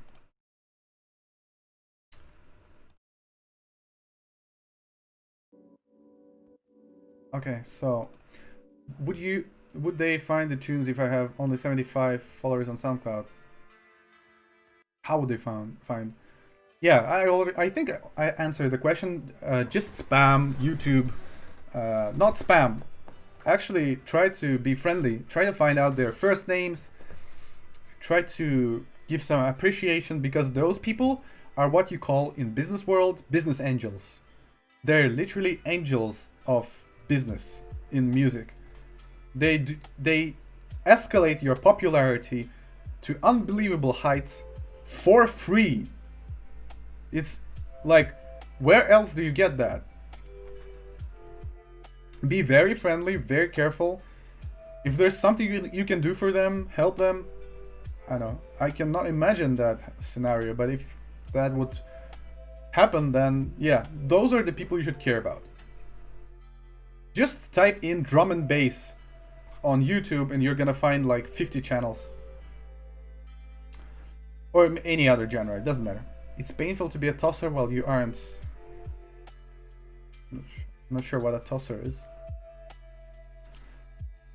Нихуя непонятно, очень интересно. Прошу прощения.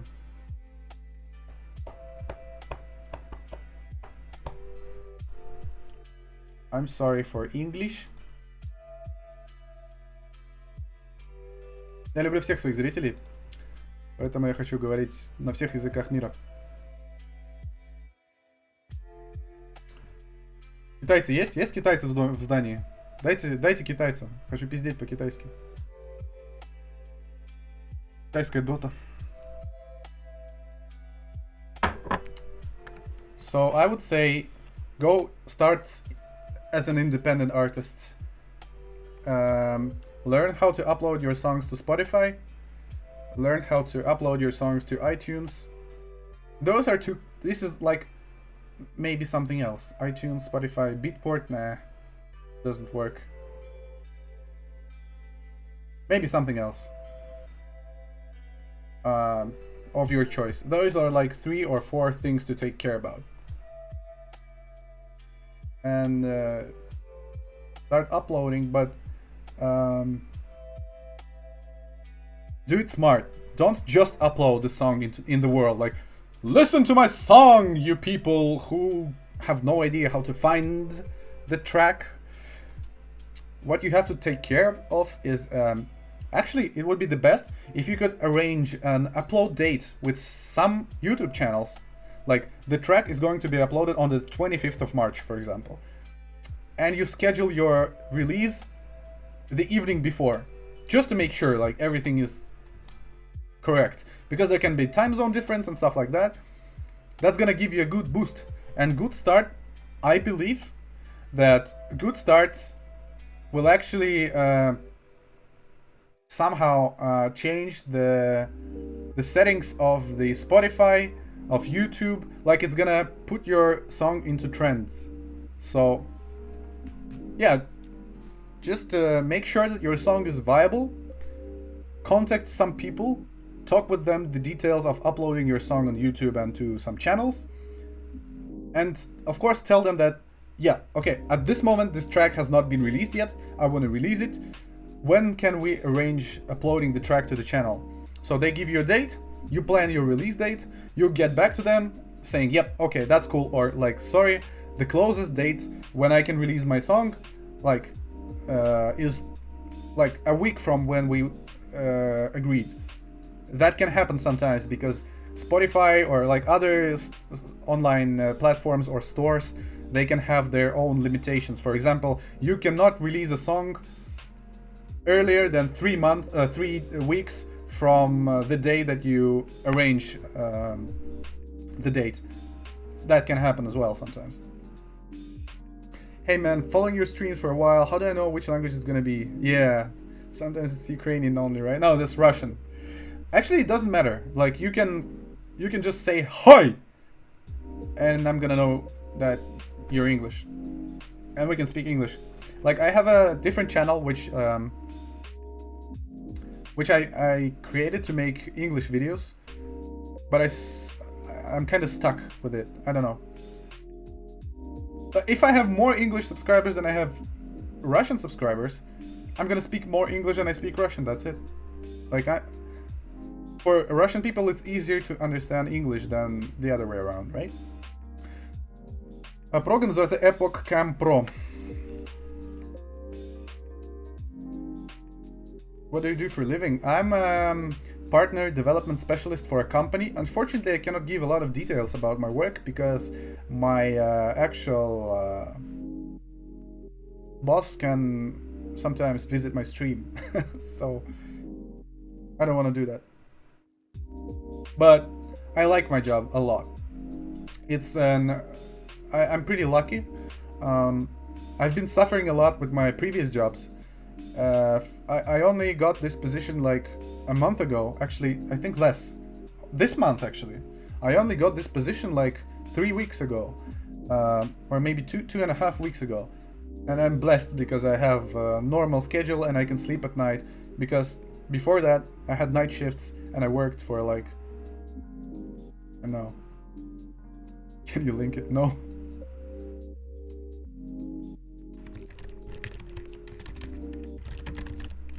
I just wrote it. I think that's the name. It's good to have a social media presence too. Having a few instant Facebook followers can help you with release new... Nah, it's not gonna help you actually. It's gonna help you build up your image. But that's important for the latter stages of your career. Like, you can have, like... Okay, so... Back in 2014, 13... when my songs were constantly uploaded to big YouTube channels, I gained like from 200,000 or 300,000 streams. I gained like 3,000 or like 2,000 SoundCloud followers. 2,000 guys. So like, it's like, do the math. Divide the 200,000 by 2,000. Actually, why would you do that? Actually, divide it by 100. So you only get like one subscriber per like 100 views or like 1,000 views. Can you do, or like 10,000? How much? Do the maths for me, guys. I'm really bad at maths. That's the only bad mark I had at school.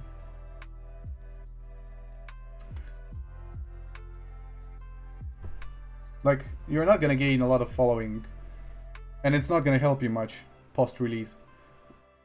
Good relationships with good promotion groups, that will help you.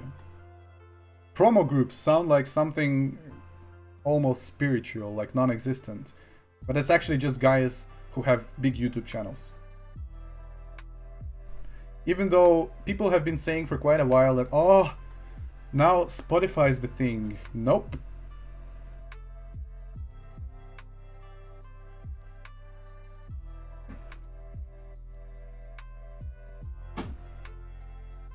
It's still YouTube. You know why? Because maybe even if there's more people listening to Spotify, it's way easier to contact YouTube channel owners than it is to find somebody who owns like a playlist. Have you ever considered to do a collaboration with Indivision? Yeah, like maybe 10 years ago. But like, it's always a problem to collab with somebody because more popular people don't want to work with less popular people. And I just grew out of it, I guess. But I've actually met Marcus. He's actually a really sweet guy. I've been to his place. We had a good time talking, and he shared his experience. He showed his vinyl. He actually gifted a vinyl release of his, and he gifted like 10 or 15 or maybe 20 copies of his album. I still have the vinyl plate behind me. I can actually show you if you want. He just gave it for nothing. He's just like, here. And he told me that his doors are always open for me. He's amazing. He's like actually a really good person, like when you talk to him. But like back in the days, I guess he was like passive aggressively competitive, just like myself. And like I still even today, like I don't do collabs with people who have no following, because I think that they have to do the hard work first, like to get some recognition at least. Like otherwise, what's the point? I need exposure as well, right? I'm an asshole, I know. What do you think about how much Spotify pays? Oh, can I also ask you how many plays you get on Spotify? Like, okay, I can open my Spotify, I can show you. Not so much. Artists.spotify.com, I guess? I'm not sure if that's the right link.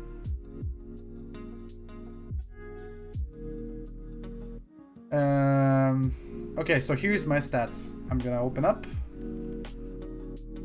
There we go.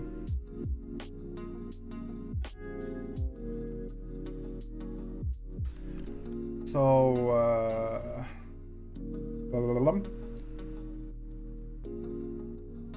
I don't know. Am I missing something? I have a small table and I have two screens. One of them is closing the other one. So I have to go like this a little bit.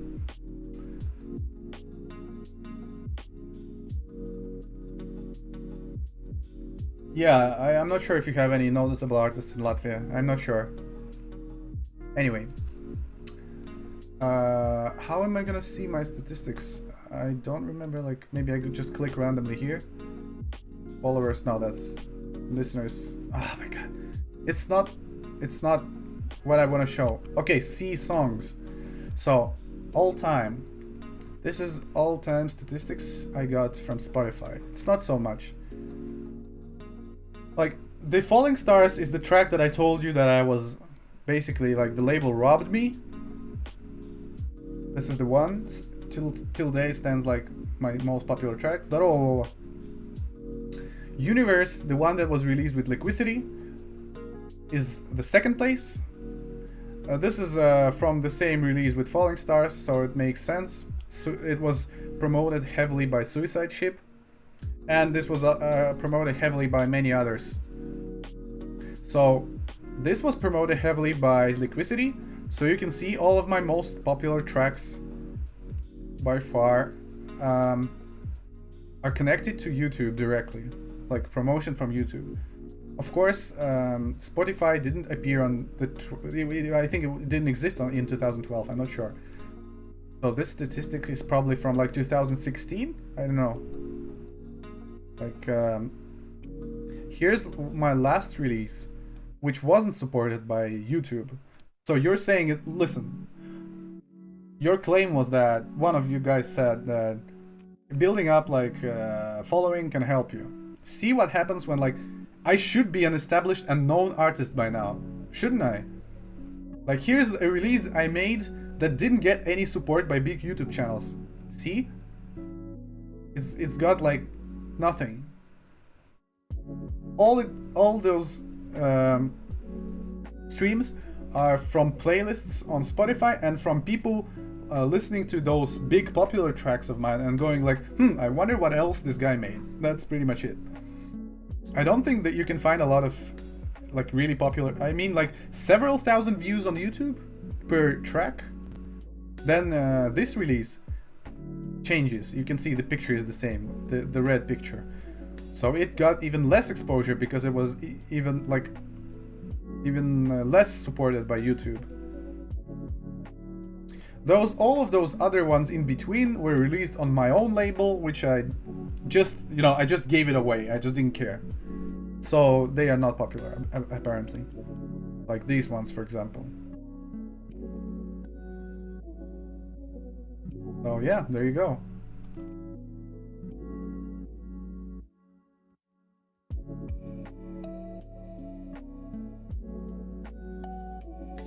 There you go.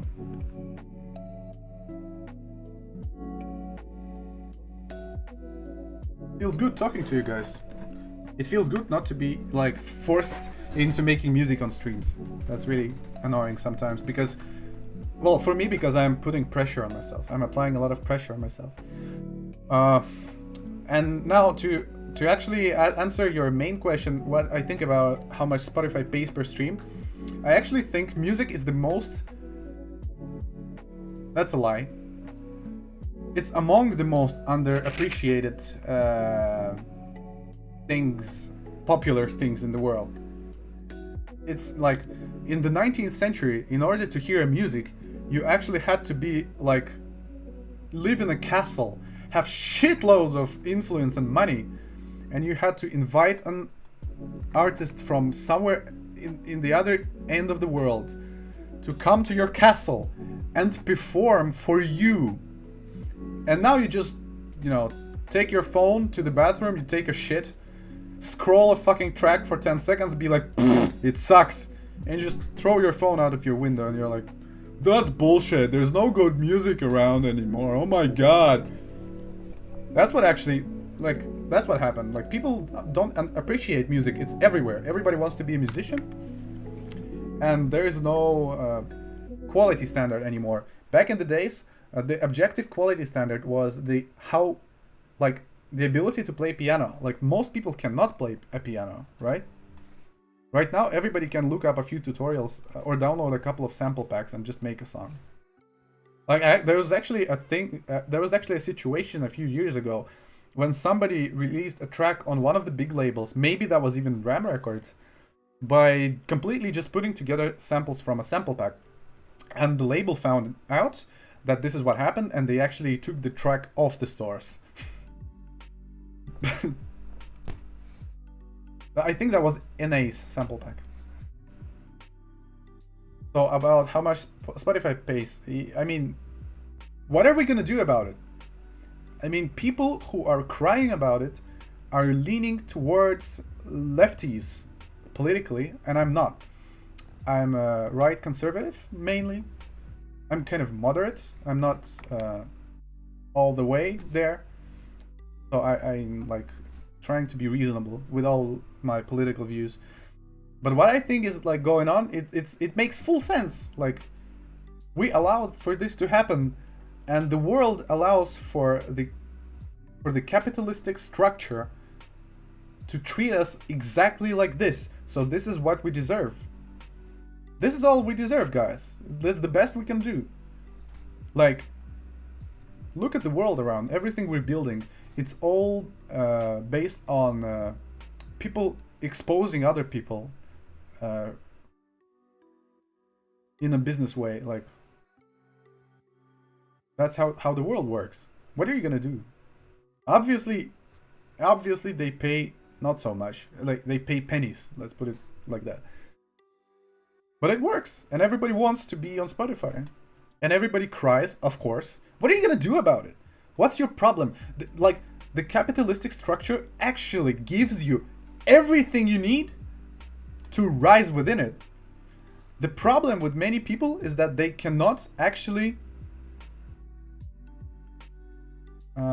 they cannot, like, come to idea within themselves and accept the idea within themselves that they're just not good enough. Like, you cannot do anything about something in your life or in your politics system or in your world around you or financially, because you are not good enough. And the earlier the people actually learn to swallow this pill, the earlier they will actually either change their views, like I did. I just don't care. I'm just like, okay, this is what I deserve. I'm not gonna be like the #1 artist in the world. I'm not gonna be like the boss of a huge company, but I'm gonna use all the tools I have to balance between doing, like, how to say, to find the right balance in life. Like, I don't want to try too hard I want to have a lot of fun, but at the same time, I want it to be a little bit competitive. Like, people just don't understand that they're not good enough. That's why we're being treated like that. I am not good enough. Other artists, we're not good enough. Like, everybody is influencing what's going on in the music scene. Everybody is a part of this. The artists are the actual reason why their music sells for pennies. They don't treat their music like it should be sold for more. I don't treat it like it should be sold for more. Like, people are asking me how much do you want for a private lesson?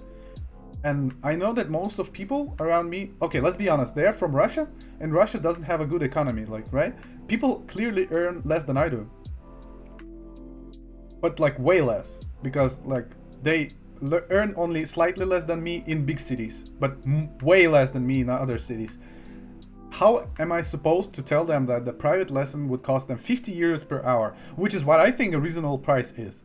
So I go as low as 10 or maybe 8.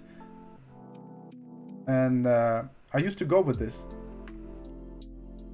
That's how I value my art. So, but that's also how the world works. Like,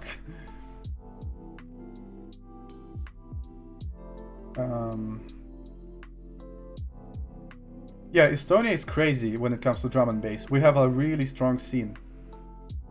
You know my favorite song? It's called Skyline from the... Oh yeah, I know that. I love it so much. Somebody actually told me that I stole the melody from Coldplay, which is like, find that song, you fucking idiot. It doesn't exist. Approaching YouTube channel seems to be better. Man, it's been like that since like 2011. Music is oversaturated. I guess you just used one word to explain a fucking billion of sentences that I just said. It's not about being the most popular. It's more important to have fun and enjoy the journey. But I mean, it really depends on what you think fun is. I've been making music since 2003, from what I can remember. But actually, I actually spent some time thinking about it, and actually started making music even earlier than that. When I was really small kid, I was like 7-8 years old when PlayStation first appeared. There was like a software called Music Creation for Sony PlayStation, and I would actually fill the memory cards like completely by making songs. I was like, I've been doing music for like 1,000 years, right? So it's not that much fun anymore. For how long will it be fun to do the same thing all over again? Of course, it's fun occasionally to evolve, but you start to, after so many years, you start to look somewhere else. Also, you start to look behind your musical skills. You start to look at your possible achievements, and you're trying to project your music. You're trying to project your musical future and see what's there for you. So the process of creating music is becoming something. It's like, okay, so what's going to happen if I make a song which sounds like this? What's going to happen if I make a song that's good for Monster Cat? Like, am I gonna get a lot of exposure? Am I gonna be better? Is it easier for me to create a song? And also, is it more pleasant for me to create a song for Liquidity instead of Monster Cat? So you have to think about those things. If you don't think about those things, you're gonna be an unknown artist unless you get ridiculously lucky. Like, winning a casino jackpot is easier than getting lucky by making something unique and not exposing it. Yeah, I used Dance EJ as well, but Dance EJ appeared later than I started. Honorable man, charging people less who don't have the funds. I'd be happy to spend. Dude, I don't think UK is that rich. And I would never go that far. I actually think that it costs like 50 euros an hour, but if I took that money, I would be an asshole. I would never do that.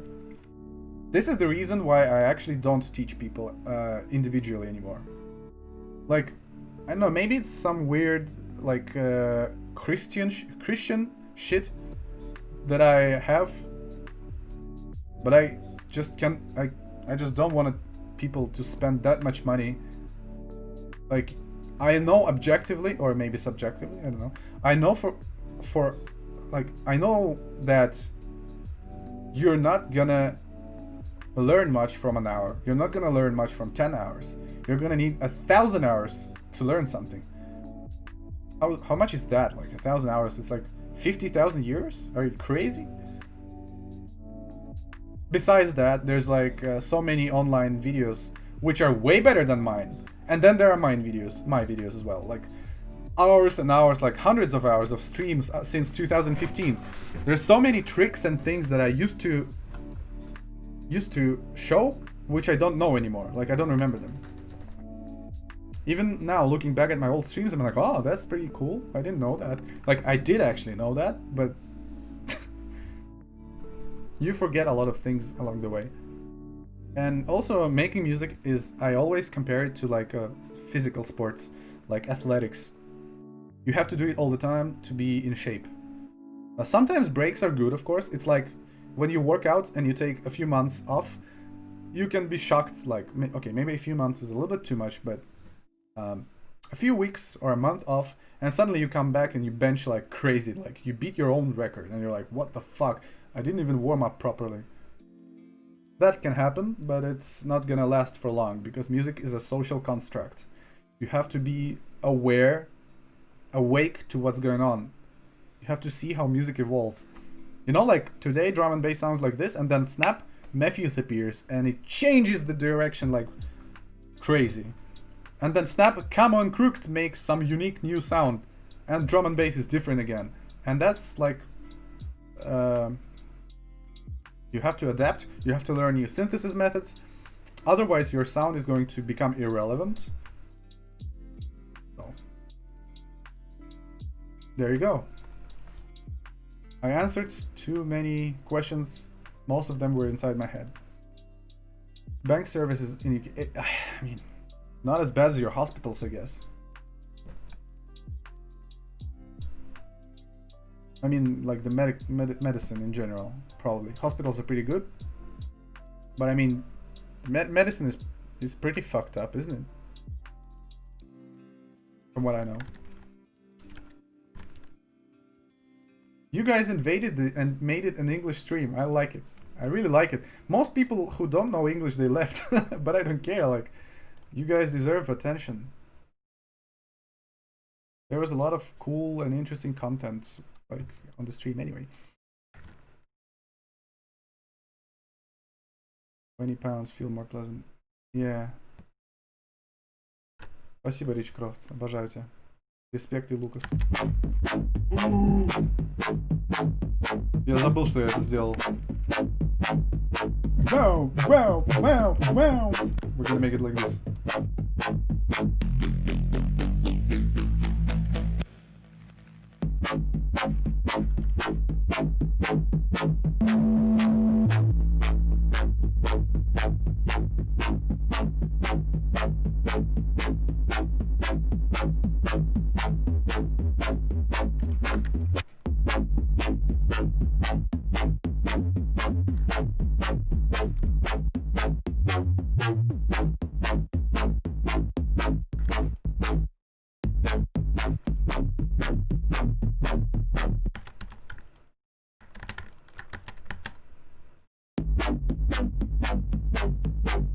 It's okay.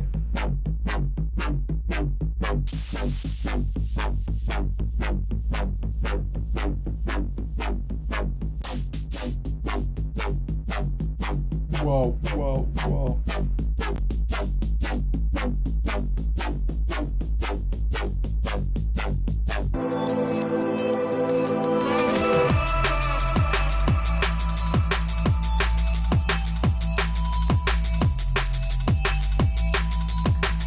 Look, I actually use Fruity Limiter, Soft Clipper, and Fab Filter. Proc U is for equalizing, then... Okay, this one I don't use it anymore. It's obsolete for me. It's here for some reason, but you can use like a default reverb. You just gotta learn how to use it. Do you see any mastering here? Like mastering plugins? I don't use any of that. I don't care.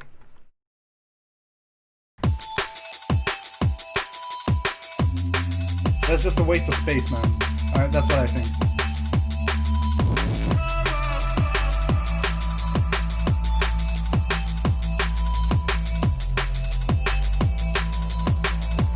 60 FPS надо ставить в... 60 FPS надо ставить в OBS.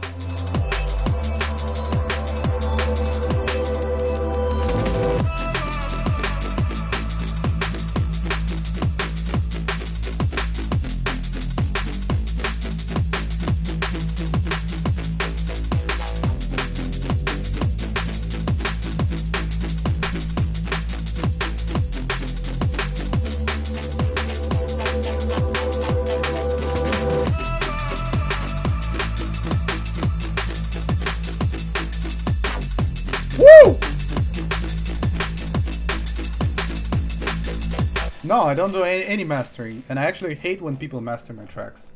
They make them worse. You don't need, like, you don't need to separate the terms of mastering and mixing. It's the same for you as a musician. It's the same. Do everything, like, I recommend you do everything within one project, because, like, why would you need to make, like, a different instance of the same song, like a different project, and do exactly the same thing, which is fix the sound issue? Why? Like, conceptually explain this. It makes no sense. Just mix your track, and when some asshole asks you, like, is it mastered? No, just say yes. Just say, yeah, it's mastered. I self-mastered it. Even if the labels are asking you, just go, yeah, it's my self-mastering. And most of the times you'll notice that when you're at a certain level, then mastering only makes your tracks sound worse. Subjectively, of course. But, with Liquidity, I guess I had so much problem because they made like 3 different masters for 4 of my tracks, because all of them were like horrible. And then, like, it felt like some other guy tried to master the tracks then, and it was better, but still, like, doesn't even touch the originals. You can, yeah, I actually have over 0 dB here. I actually have like +3 here. Yeah, Sample Genie is like... I actually recommend you guys to subscribe to Sample Genie. That's like the best place for learning how to make drum and bass. There's no better place. It's like Sample Genie is the place. Like the best.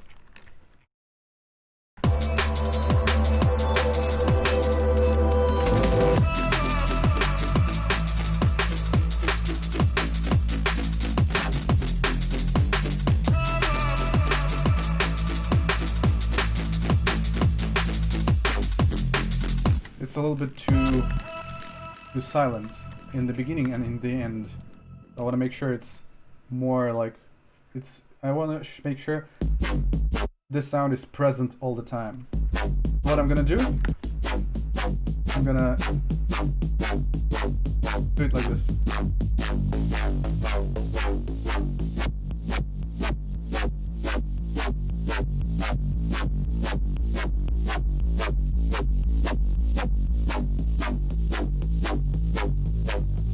Let's see how it goes.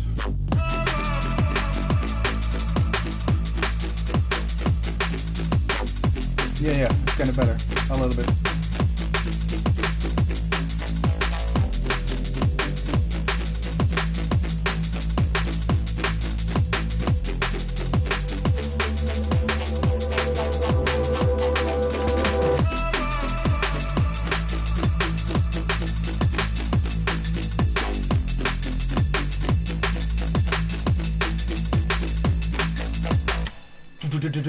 I want it like that here. Something like this. I have a cool bass that sounds like exactly like I describe it.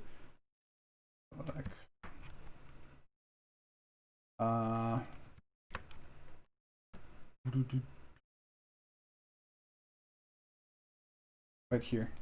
Right here. Right now. What's this? What's this? What's that? Yeah, I think I need it. I don't think I need Spire. Nothing but annoying. I don't need this either, so I'm gonna change it to something else.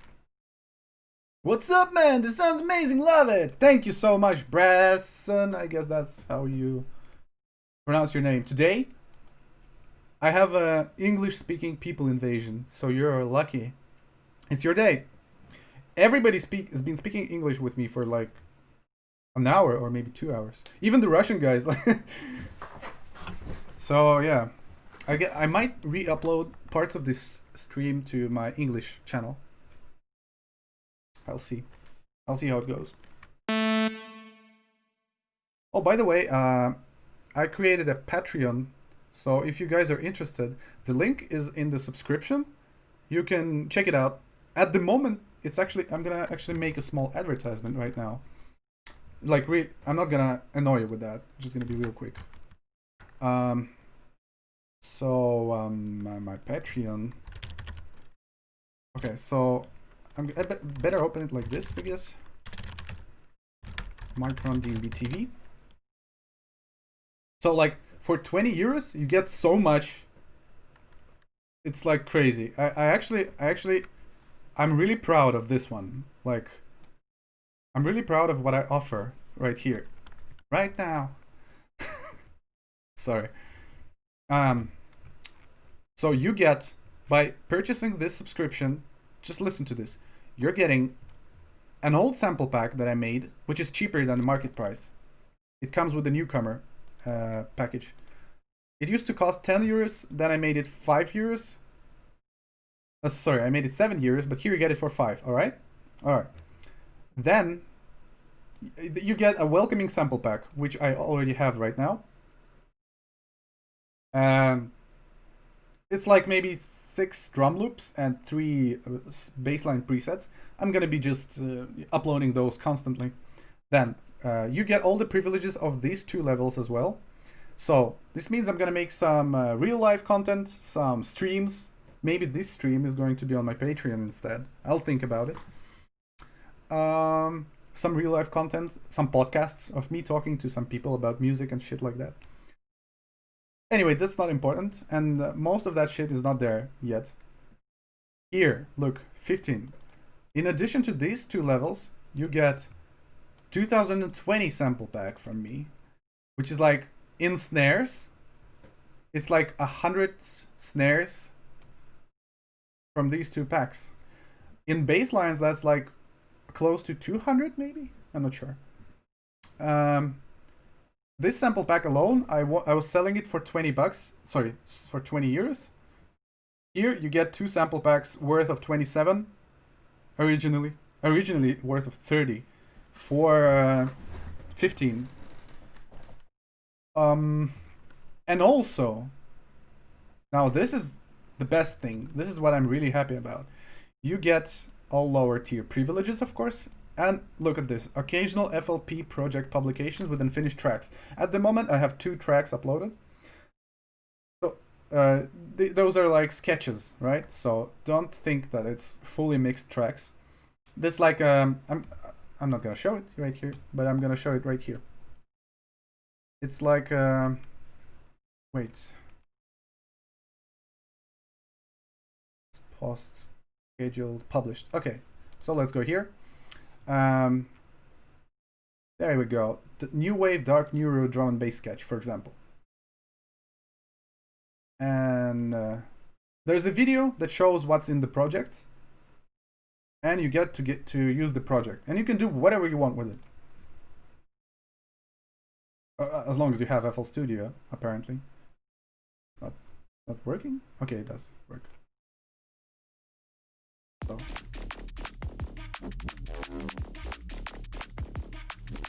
Sorry that it's not loud enough.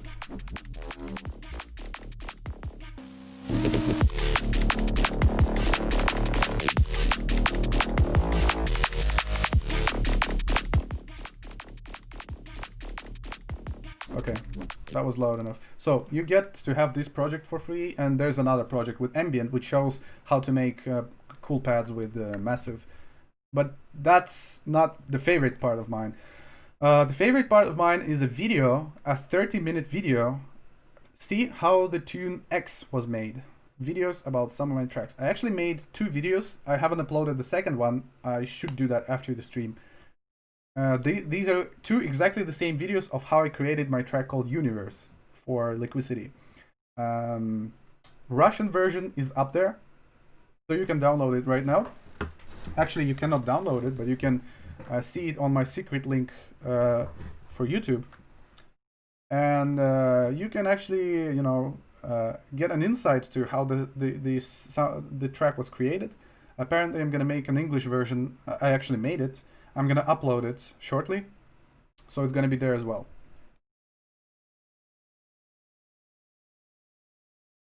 So yeah, for 20 euros you get a lot. That's what I think. So yeah, I encourage you guys to try my Patreon if you want. You get a lot more than you get by asking me to like sell a sample pack and like directly. Definitely gonna check it out, although I use Ableton. I wish I was using FL. Ableton is actually way better. That's what I think. Like, okay, there's no such a thing as better, but I think when creating orchestra, it's actually easier, like, to handle. It's actually easier to handle samplers in Ableton, I think. NGL? What's NGL? I don't know. I know only PogChamp. I have to get off my PC. Have a great day. Yeah. Thanks, man. You made a lot of content today. See you later, bro. It was fun. You'll be able to see it later. I'm probably not gonna delete it anyway. Not going to lie. Okay. Okay. Thanks. I talk too much, I guess. I should keep making music. Is what I should do. I just had to advertise my Patreon. I want to see if it works. I don't know. I have 0 Patreons right now. I just made it yesterday, and I have no idea how it goes. No idea. Literally.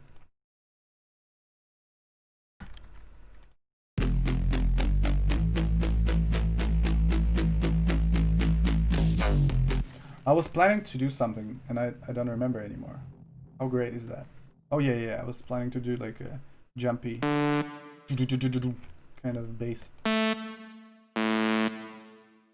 I have a sample like that, so I'm just gonna browse through my preset pack. Oh yeah, I forgot. I'm going to upload my preset pack very soon to my Patreon as well. So I might showcase a lot of presets from that sample pack, from that preset pack today.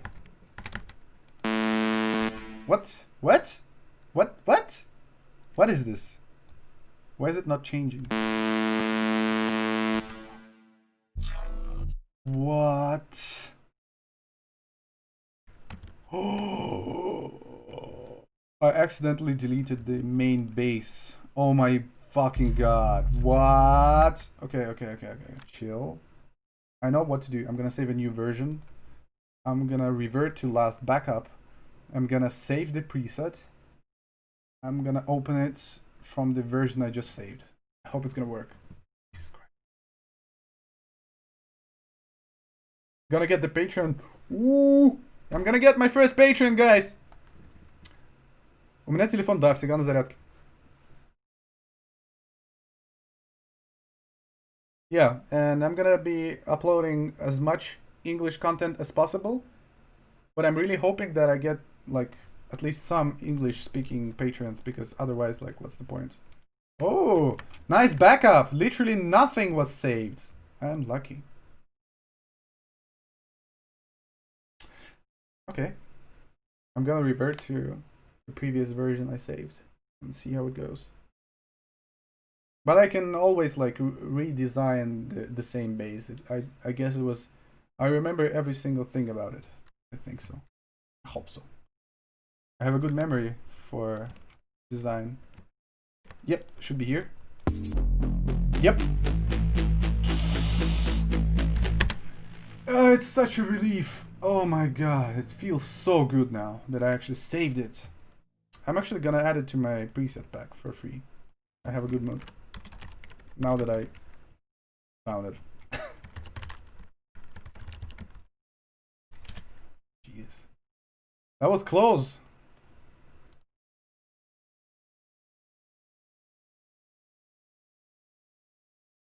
That was really close. Yeah, I might be... Okay, I really hope I'm gonna upload the universe inside how the track was made video today. I'm not sure 100%. Maybe I'm gonna do that tomorrow, but I really hope I'm gonna do this today. But there is an English version anyway, like a Russian version is there, and it's on YouTube, so probably the subtitles are self-generated.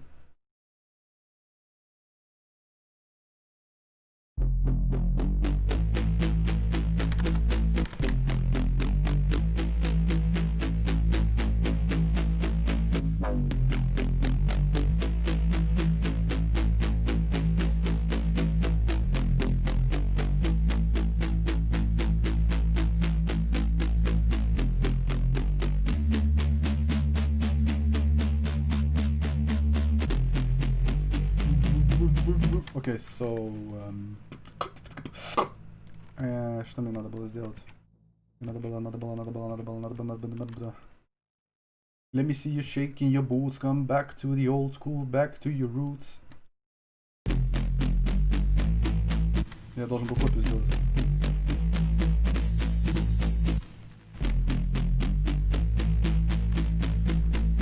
Это есть? Ага.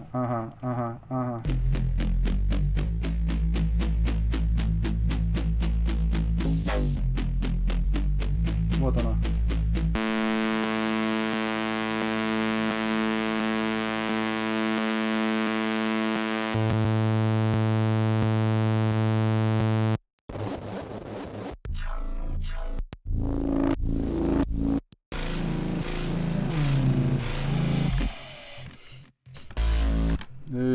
Это жестко.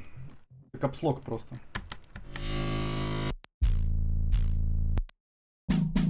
Это, кстати, очень... I like this bass so much.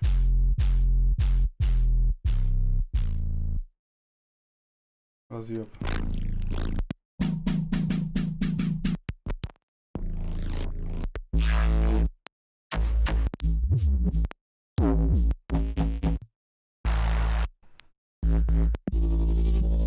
Yes.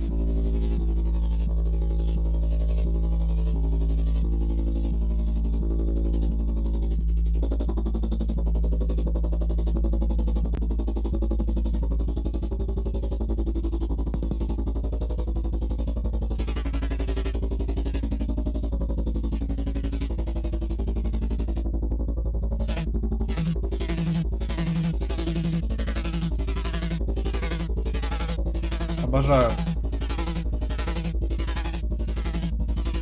I love this sound so much.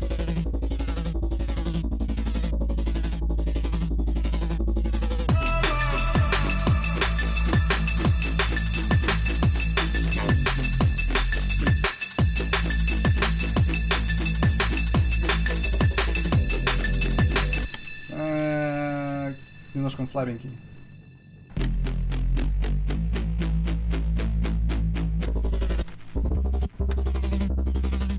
Надо его пнуть.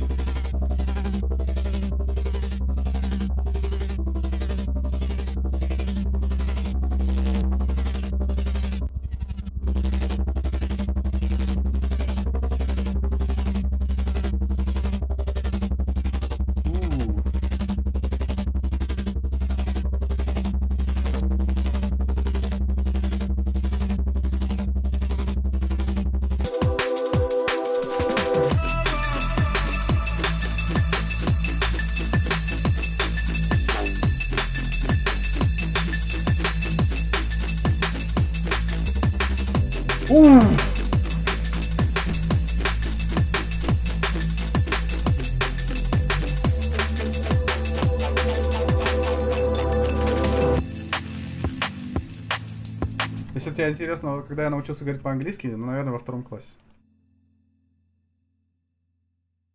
Может и раньше. Может и раньше. Я очень рано научился говорить по-английски. Свободно причем. Сейчас я уже не так хорошо говорю.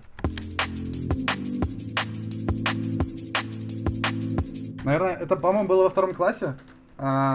Мы проходили числительные. Нет, это было в классе. Это было в 4 классе, я вспомнил. И учительница говорит, скажите там типа 12 по-английски, там 15, 56. Для меня решила усложнить, написала 263, до сих пор помню. Я сказал 263. Она такая, 2440, например, пишет. Я говорю 2440 по-английски. Она такая, если я сейчас напишу это число, и ты сможешь сказать, ты получаешь 5 до конца года и можешь ничего не делать. Или 5 в четверти, я не помню, по-моему, 5 в четверти. Она поставила, написала число, там что-то типа 275 412, например. Я произнес это по-английски, она такая, окей, все, я поняла.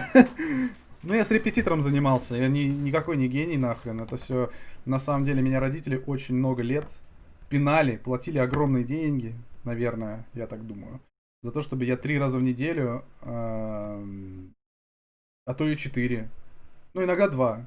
2, но тогда они, по-моему, были по 1,5 часа, то есть все равно 4.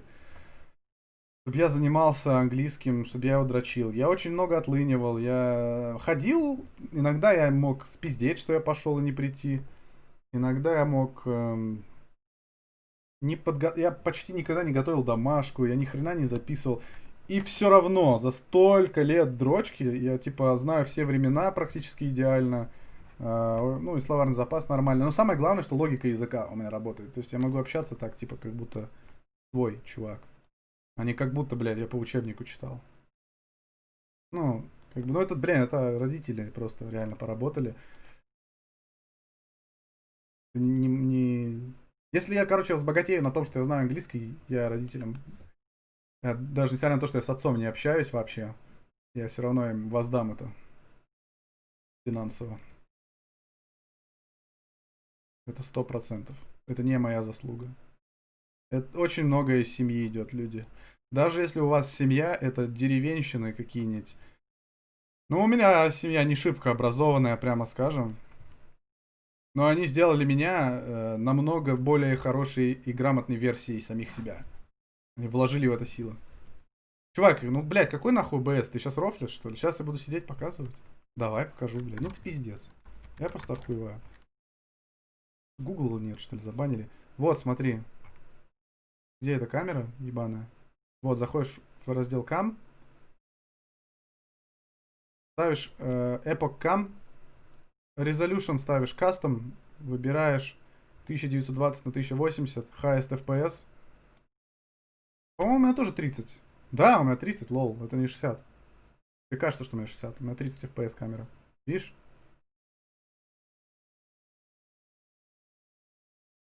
Хуй знает. Но выглядит как будто 60. Ну, я честно... Честно, я даже не знаю.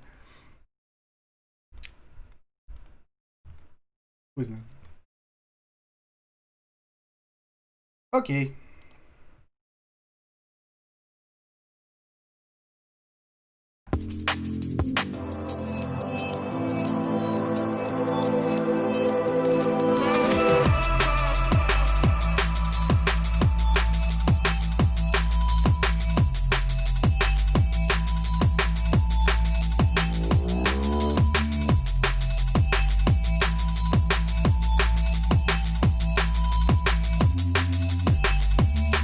Thanks, man. I really appreciate you saying that.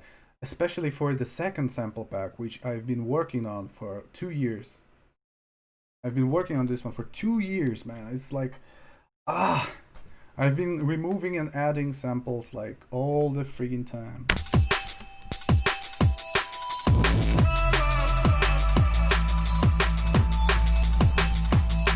Извини, Илюха, прости, пожалуйста. Давай, Саня. Спасибо тебе большое, что пришел.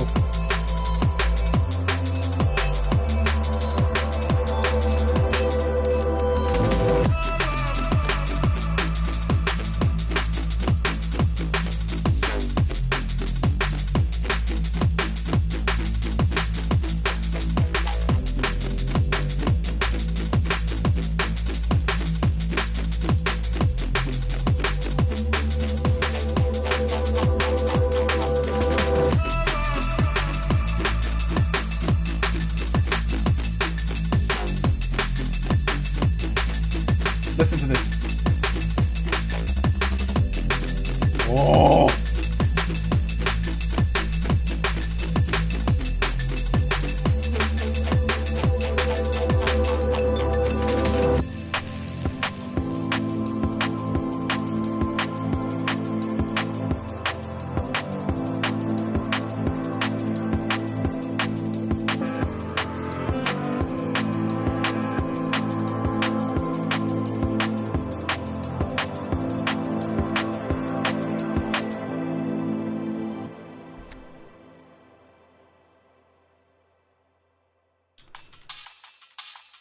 Удачно влетел, трек крутой.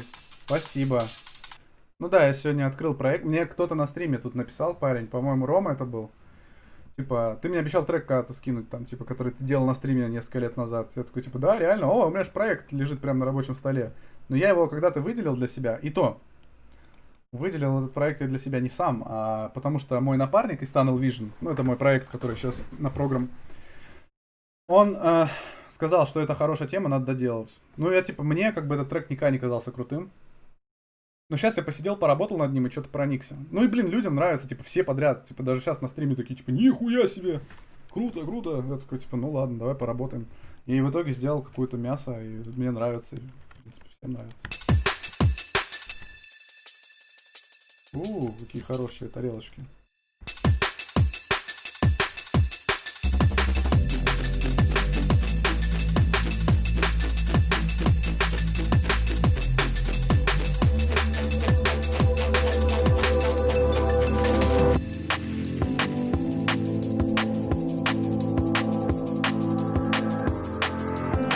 Patreon — это такая площадка, где ты, короче, платишь подписку ежемесячную, и тебе дают контент, типа, разный.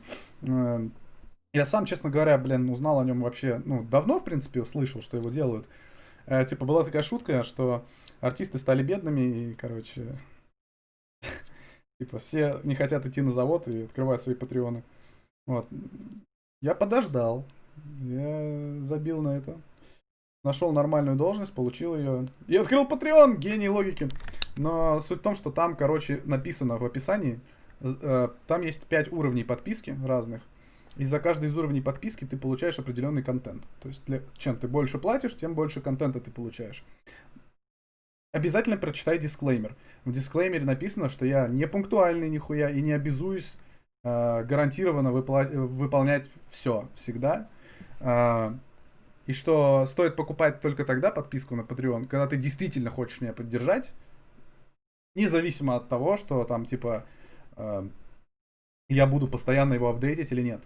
Если ты берешь подписку на 20 евро прямо сейчас, ты получаешь 2 моих сэмпл пака, ты получаешь видео на русском языке, где я объясняю, как я создал трек Universe 30-минутное, ты получаешь приветственный сэмпл пак небольшой, ты получаешь 2 FLP проекта, один Drum and Bass, один Ambient. И, по-моему, это все на данный момент. Но это, в принципе, для 20 евросов уже ЗБЦ. Так что, если интересно, вот это вот я советую. Это Tier 4 подписка. Я ее рекомендую. Вот, но не обязательно. Смотри сам. Так, что тут у нас дальше? Yeah, I like the reverse violence. I'm not sure if those are violence. It's just like a random sample pack. Oh yeah, those are strings actually.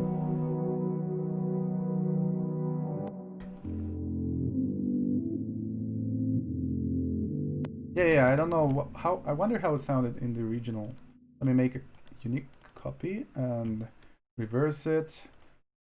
The original tempo and let's hear how it actually sounds. I have no idea.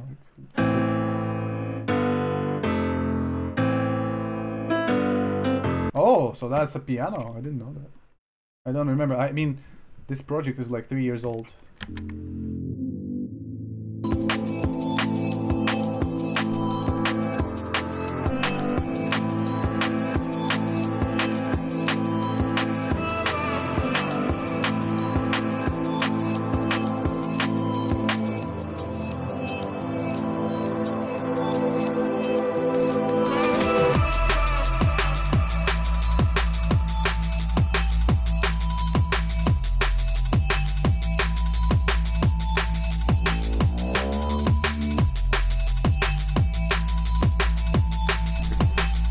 Yeah, I know. Sometimes it's hard to distinguish. That's part of the game.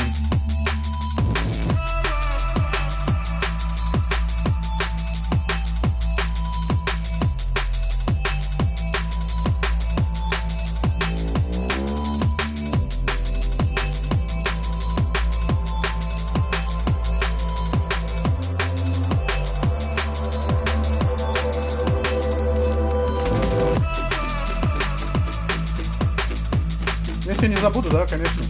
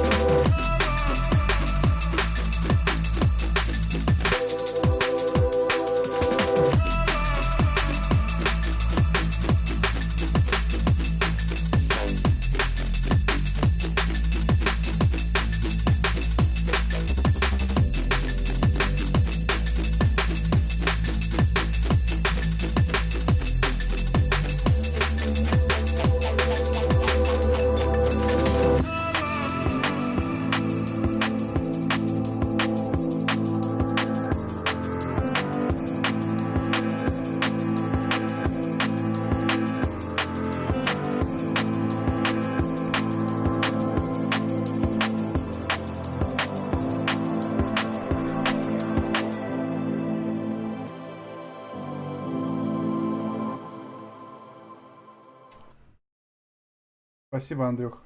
Вообще спасибо, ребят. Я не знаю, почему все так любят этот трек. Так почему-то всегда было еще 3 года назад, когда я его только сделал, он всем нравился. Мне как-то вот раньше не заходило, сейчас вот под, видимо, вашими впечатлениями как-то.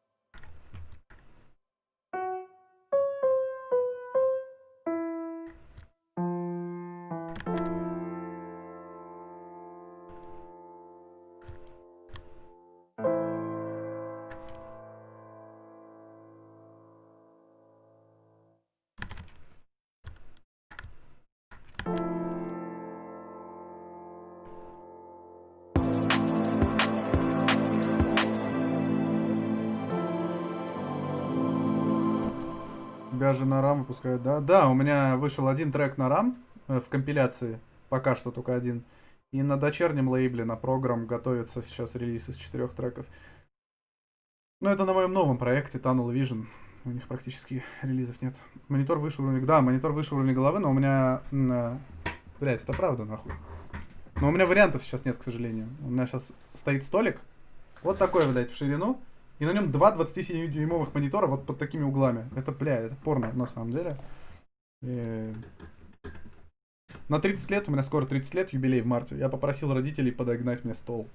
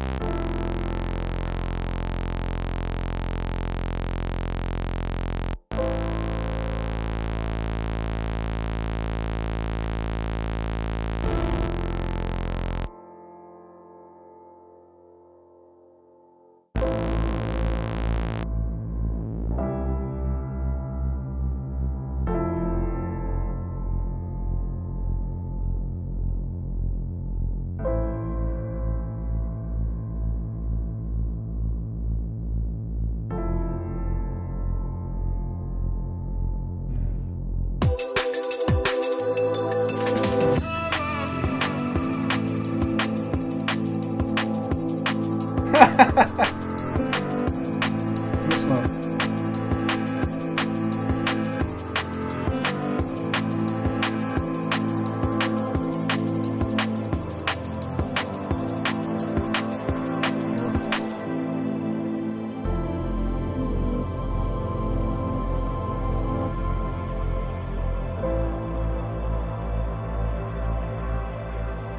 Это пока не очень хорошо проработанная идея. У меня на работе стоят специальные подставки для мониторов, такие пластиковые, и они у меня вот так вот четко.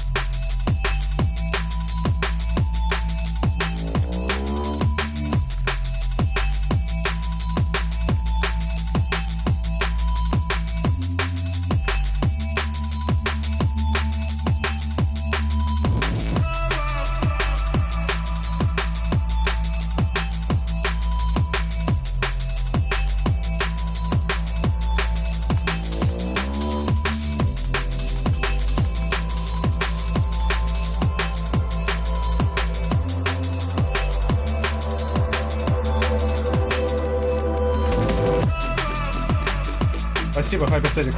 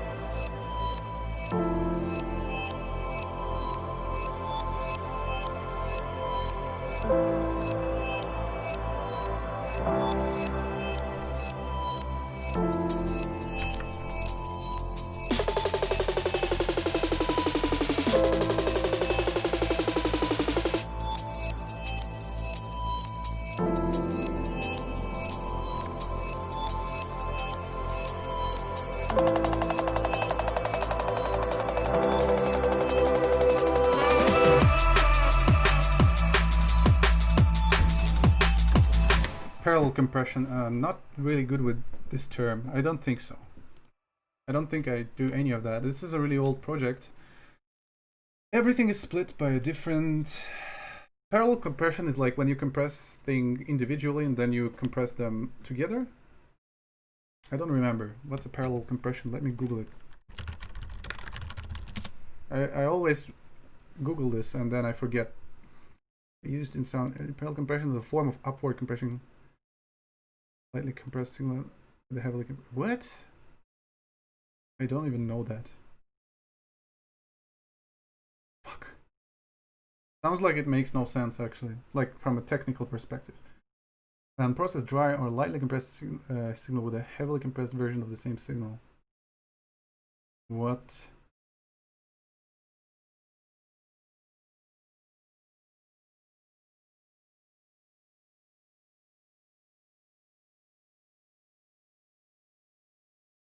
No idea, man. I've never done it. No, I've never done that.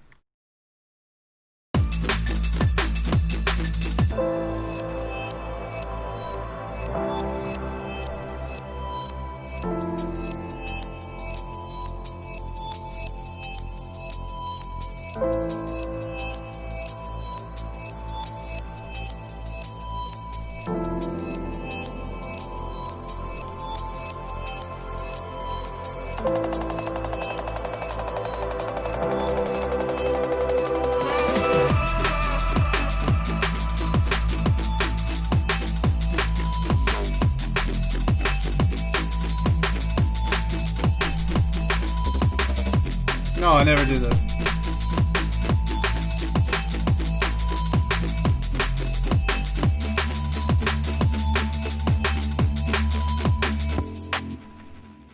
Sounds like something you would do to add extra noise, which is important to fill the spectrum.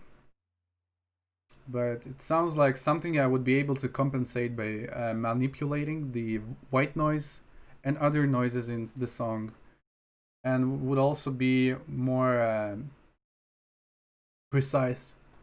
So I have no idea why somebody would do something like that to achieve like a what? I don't know. Not sure there's any purpose for that. Sounds like something somebody made up, thought it was cool, and other people picked it up because he had the reputation to, like, he was a credible person. I don't know. A lot louder without adding too much value. I can tell you a lot about making loud tracks, mate. I'm pretty sure the guy who figured out what parallel compression is, or named it like that, he would never be able to make a Neurofunk track. I did though. I released. I even have a track on vinyl. Like, what's the point? I mean, we can hide behind cool terms, but it's common in rock music. In D&B, I find it very difficult because the drums and fills are very sensitive and tiny. Okay. Maybe to some specific members, or like, I mean, with every method of doing anything in mixing brings its own style to the table. So I mean, in order to achieve a certain sound, maybe that would be the way to go, like a certain rock drums, or I'm not sure, I'm not really skilled with that. I guess it could be usable. So from your description, in theory, sounds like something that's completely unnecessary in electronic dance music.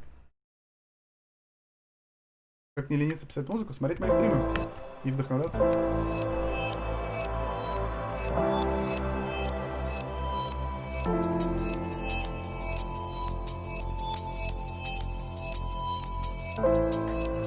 Ты техно делаешь? Круто.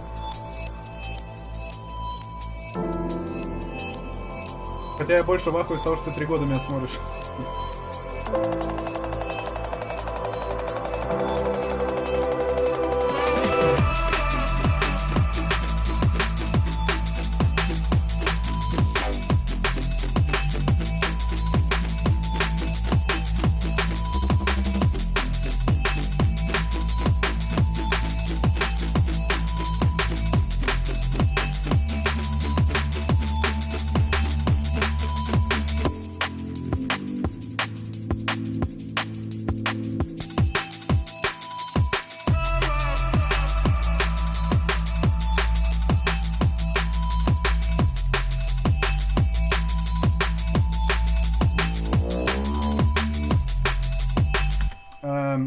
time for some voices. Time for some vocals.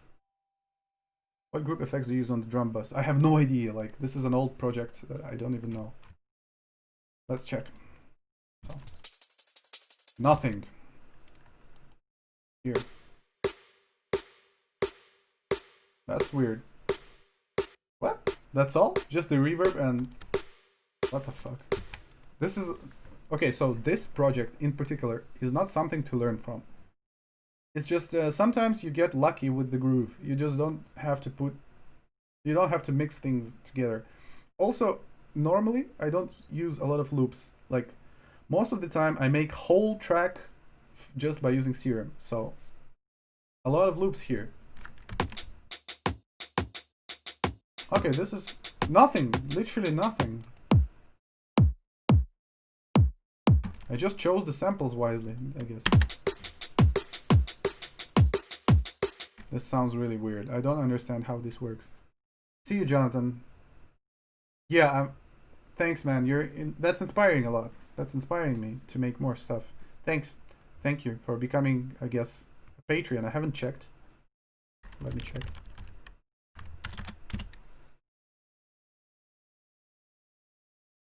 Oh yeah, you're my first Patreon, man. Thanks so much. I'll remember that. I'll definitely remember that. Have a good evening. Thanks, man. Thanks for stopping by. And yeah, for all my English-speaking friends, please do not hesitate to type in, ask questions. Just type something in the chat. Please don't be scared of using English. Like, I'm not scared. Why are you scared? All of my like English viewers always like keeps sitting silent. Some of them just like a year or 2 years later are contacting me on Instagram and saying like, "Hey, I've been following your streams for many years," and I'm like, "What?" Just raise your voice, guys. Let's make a community here. See, you watched me for a year and a half. Jesus. That's crazy, man. If I think about it, it's just crazy. Ну, я вот обычно я делаю дроп сначала. Если честно. Потому что если дроп не сделать, то нахрен интро. Эмбиент, что ли, делать?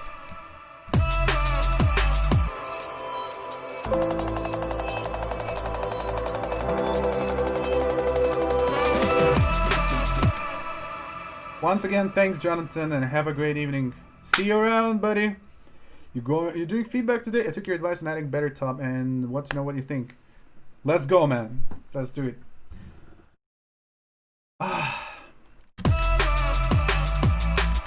I wonder if I should add some vocals to the track. Let's see. I have some cool vocals. Just write in chat when you have sent the track, okay? Let me know.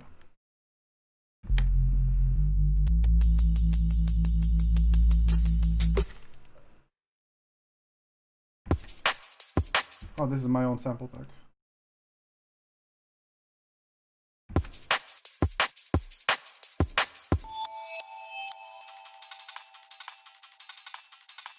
I mean, lucky samples.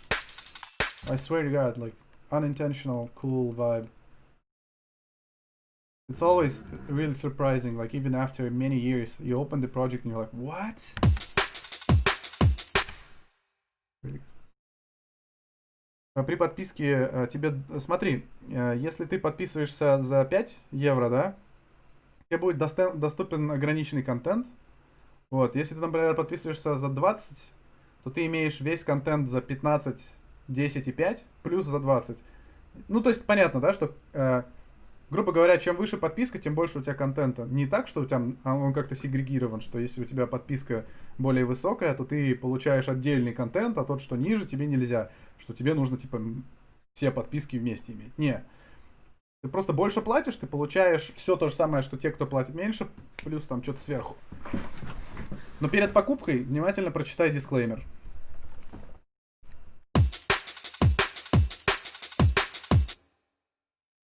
Так. Ну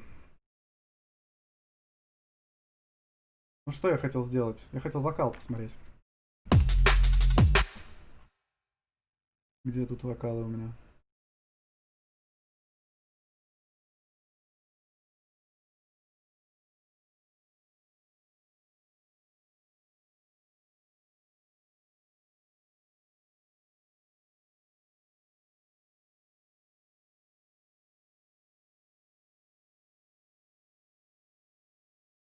That's why my drums sound shit, because I overdo the group processing. For sure, man.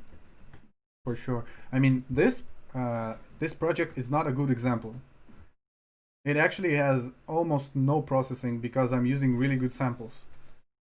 But that's just the way it is, man. If you use great samples, you don't need a lot of editing. And also, there's like do you know what an Occam's razor is? Like, I'm gonna try to explain it in English. Occam's razor. It's a problem-solving principle that entitles that entities should not be multiplied without necessity. So, in other words, try to avoid making unnecessary actions. The like, you have to have fun making music. You shouldn't spend time doing all this crap, like overdosing your project with different effects. Like, look at this project here. Like, this, I say it's a pretty dirty project. I actually have more clean ones. Still, like, I don't have anything. My, like, limiting, low pass, equalizing, reverb. Okay, some tube, some stereo, but it's turned off. A little bit of echo, a little bit of reverb. That's it. You don't need much. You have to learn how to make what you have sound good by adjusting volumes, by adjusting frequencies, and maybe adding some distortion, a little bit of distortion, and that's it.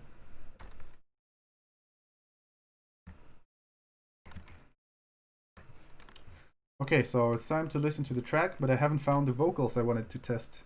Let me quickly check some vocals I have first. No more sorries, no more. No more sorries, no more pain. Yeah, right. That would make the track sound so lame, jeez.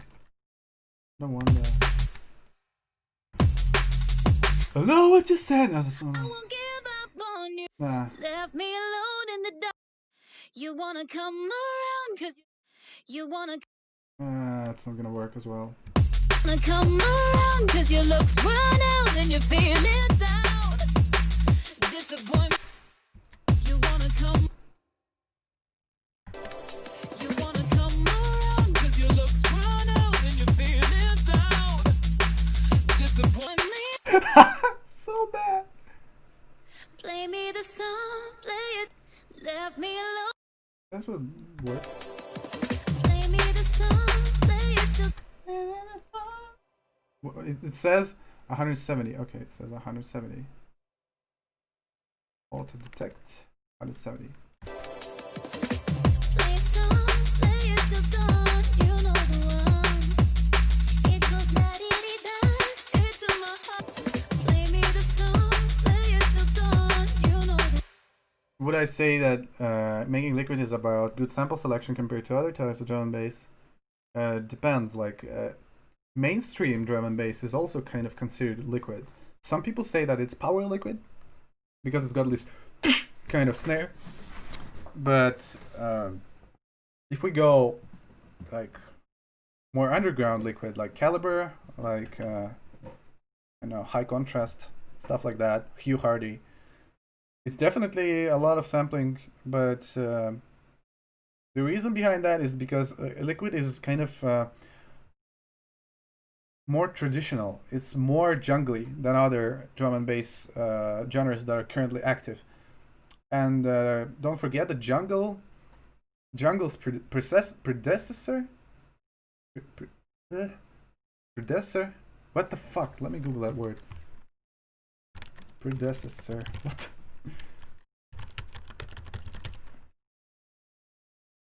Предшественник. Predecessor. Predecessor? Predecessor. That makes sense. So, predecessor of jungle is dance hall music. And dance hall music, like, actually not dance hall, but dub music. And dub music is basically sampled Jamaican funk or like Jamaican dance hall. Yeah, the vocal should be killed. For sure. So, like, Liquid is, like, it's more traditional for Liquid drum and bass to sample, but not necessarily. For example, Paula and Bryson, I don't think they sample a lot. I think they synthesize a lot of drums. Maybe all of them, I don't know. Like, I can't hear a lot of recognizable samples in any other tracks. It sounds like they're maybe sampling some live drums, like with I know, maybe with what do you call, superior drummer or addictive drums, but I wouldn't call that sampling. I would call that synthesizing almost.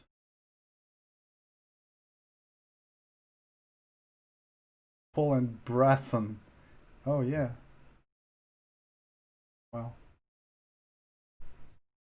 Exactly. Okay, time to listen to the demo, and I guess I'm gonna wrap it up. I want to play some games. I want to play some Dota. Oh, my hands are shaking for Dota. What the fuck? Why is it rendering so fast? Makes no sense. Oh yeah, because I got a small section selected. Okay, let's render the whole thing. Just for myself to listen to. Oh my god. God, is that a decent track? Anyway. We're listening to... Like, guys, back in the days, I know you don't... Maybe some of you know, but back in the days when I used to stream a lot, every single stream would start with people sending me like tens of demos. Until one day I was like, okay, so this is interrupting all of my content. What I'm gonna do is I'm gonna ask them to send me donations to listen to their demos. Like, I said, okay, send me demos with any donations. So they kept spamming with the same pressure. And I was like, okay, so 200 rubles, which is like, how much is that in euros? Let me see. Like, oh no, so 200 rubles, 2 euro. I counted the other way around. So it's like 2 euros just for me to listen to one track, and they kept spamming it anyway. It was hard. And so I actually, like, I can't be an asshole. I can't ask for more. Like, I've already asked for too much, just, you know, to make it like the request disappear. But then they didn't care. So I could like put it up as much as 5 euros. They would still send it. But now I'm like, hey guys, let's listen to your demos. And literally silence. You're the only guy. How crazy is that? What's your Steam ID? Okay, my Steam ID. Okay, my Steam ID. Steam ID. Let me see. Oh, I'm really, really bad at Dota though. I'm really bad. You wouldn't like being my teammate. You would probably be embarrassed all the time. I don't remember where to see my, I guess view my profile. Maybe account details. Edit profile. Somewhere here. Oh yeah.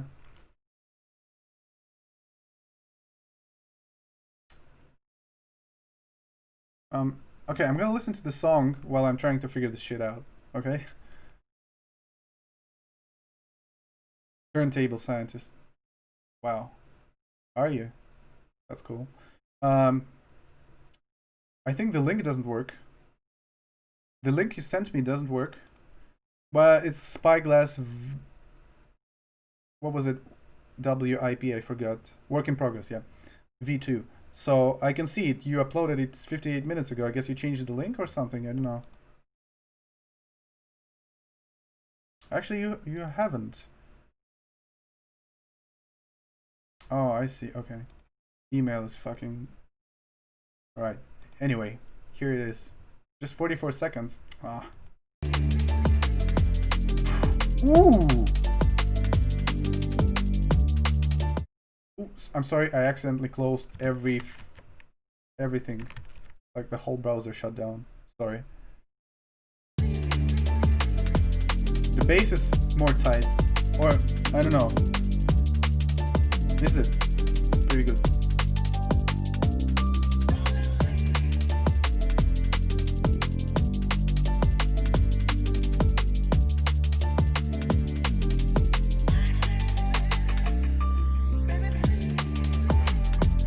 I really liked what you did with the delay on the transition right here. I know where you took that from. That's clearly caliber even if.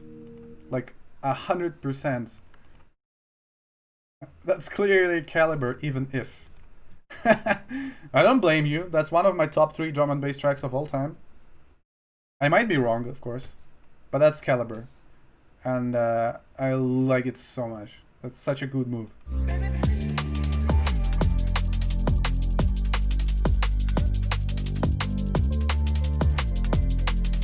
I like when the kick's a little bit louder, but that's personal preference. It's balanced well.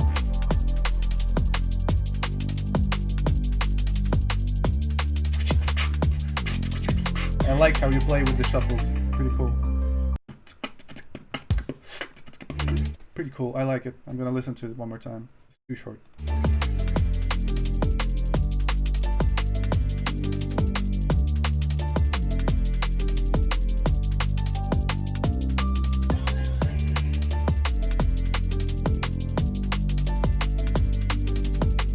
Okay, I like it. You removed the last key of the piano. Right here, you got like delayed and reverbed out, washed out piano sample, like after the transition. Bam, bam, bam, something like this. I don't know what it is. Let me see. Yeah, this piano. Make it louder and make the echo way longer. Told you, man. I knew that you took it from there. Some people are actually like ridiculously surprised. Like, I know so much about drum and bass. It's crazy. Like a few days ago, a guy sent to me a drum and bass track with some like national singings. I'm gonna show you. I'm not gonna lie. I'm gonna show you right now. Like some Kazakhstani or Dagestani. I don't know. Tatari. Those Tatari. People singing, and the drums, I recognized where the drums are stolen from, like right away. Can you recognize? So this is clearly a bootleg. Somebody made it for fun as a joke. Can anybody in chat recognize where the drums are from?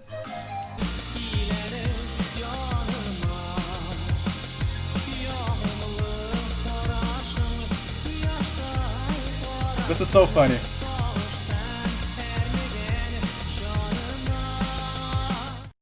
So you got some time to think. Let me know what you think. Nope. I actually named the, not only did I name the artist, I actually named the exact song. I don't know. I don't know how, but it's just something I know, like randomly. I guess like when I listen to drum and bass, I analyze it too much. I'm still searching for my profile name because Steam is very, it's very easy to handle. It's very intuitive. I spent like 100 years trying to find my fucking Steam ID. Change account, maybe like settings.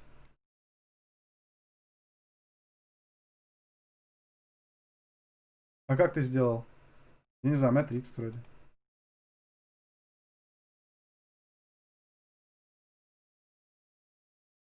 Oh. I want to be able to find Steam ID on my own because that's how things should work. And I'm not able to. How crazy is that? Maybe I should go to my friends. I remember, yeah, that if you go to like chat or maybe friends. Что тут происходит? Я трек делал. So nobody knows the song.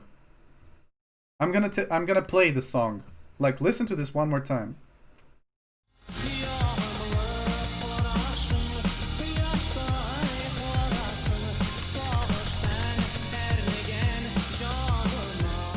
Now listen to this.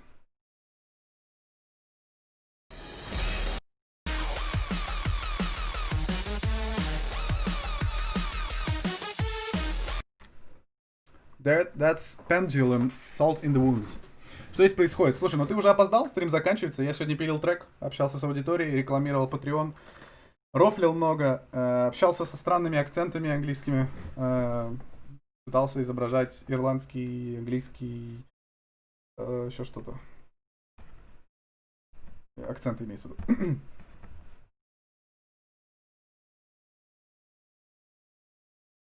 Top right, your stream name, account details. Stream name, account details? I don't see it here. Oh, but if you go to preferences, maybe then. Nope. No, but I actually named the track. Да, конечно, сейчас в хуйню пойду, бро. Easy breezy.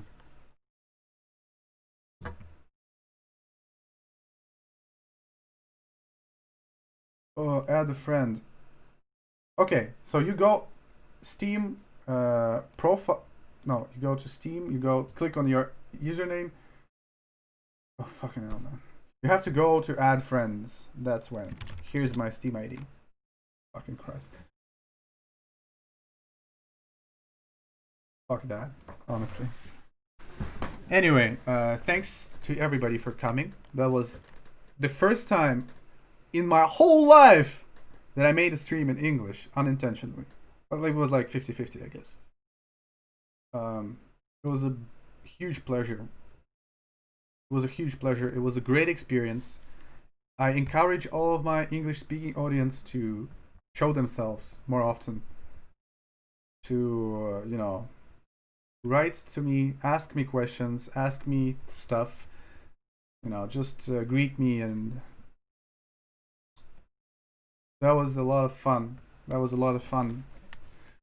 And yeah, goodbye, guys. Ребят, спасибо большое всем, что пришли. Было офигенно, было весело. Да, конечно, немножко на английский ушел, но тут уже аудитория диктует. Тут типа нужно смириться. Вам смотреть на английском проще, чем им смотреть на русском. Поэтому надо с этим считаться. И люди пишут, что по 1,5, по 2, по 3 года смотрят мои стримы и не могут общаться, потому что стесняются, потому что они не знают русский. Ну, честно говоря, на мой взгляд, это жесть. И эти ребята заслуживают внимания. Многие из них покупали мои сэмпл-паки, писали мне всякий респект в личку. То есть, но при этом на стримах сидят тихо.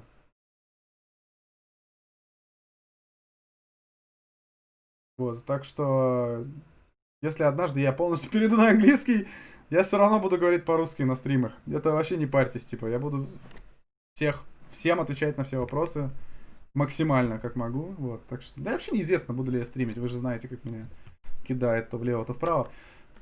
Спасибо, от души, был классный стрим. Копите ваши демки к следующему, будем с вами анализировать, разбирать, давать подсказки буду. Всем пока, обнял.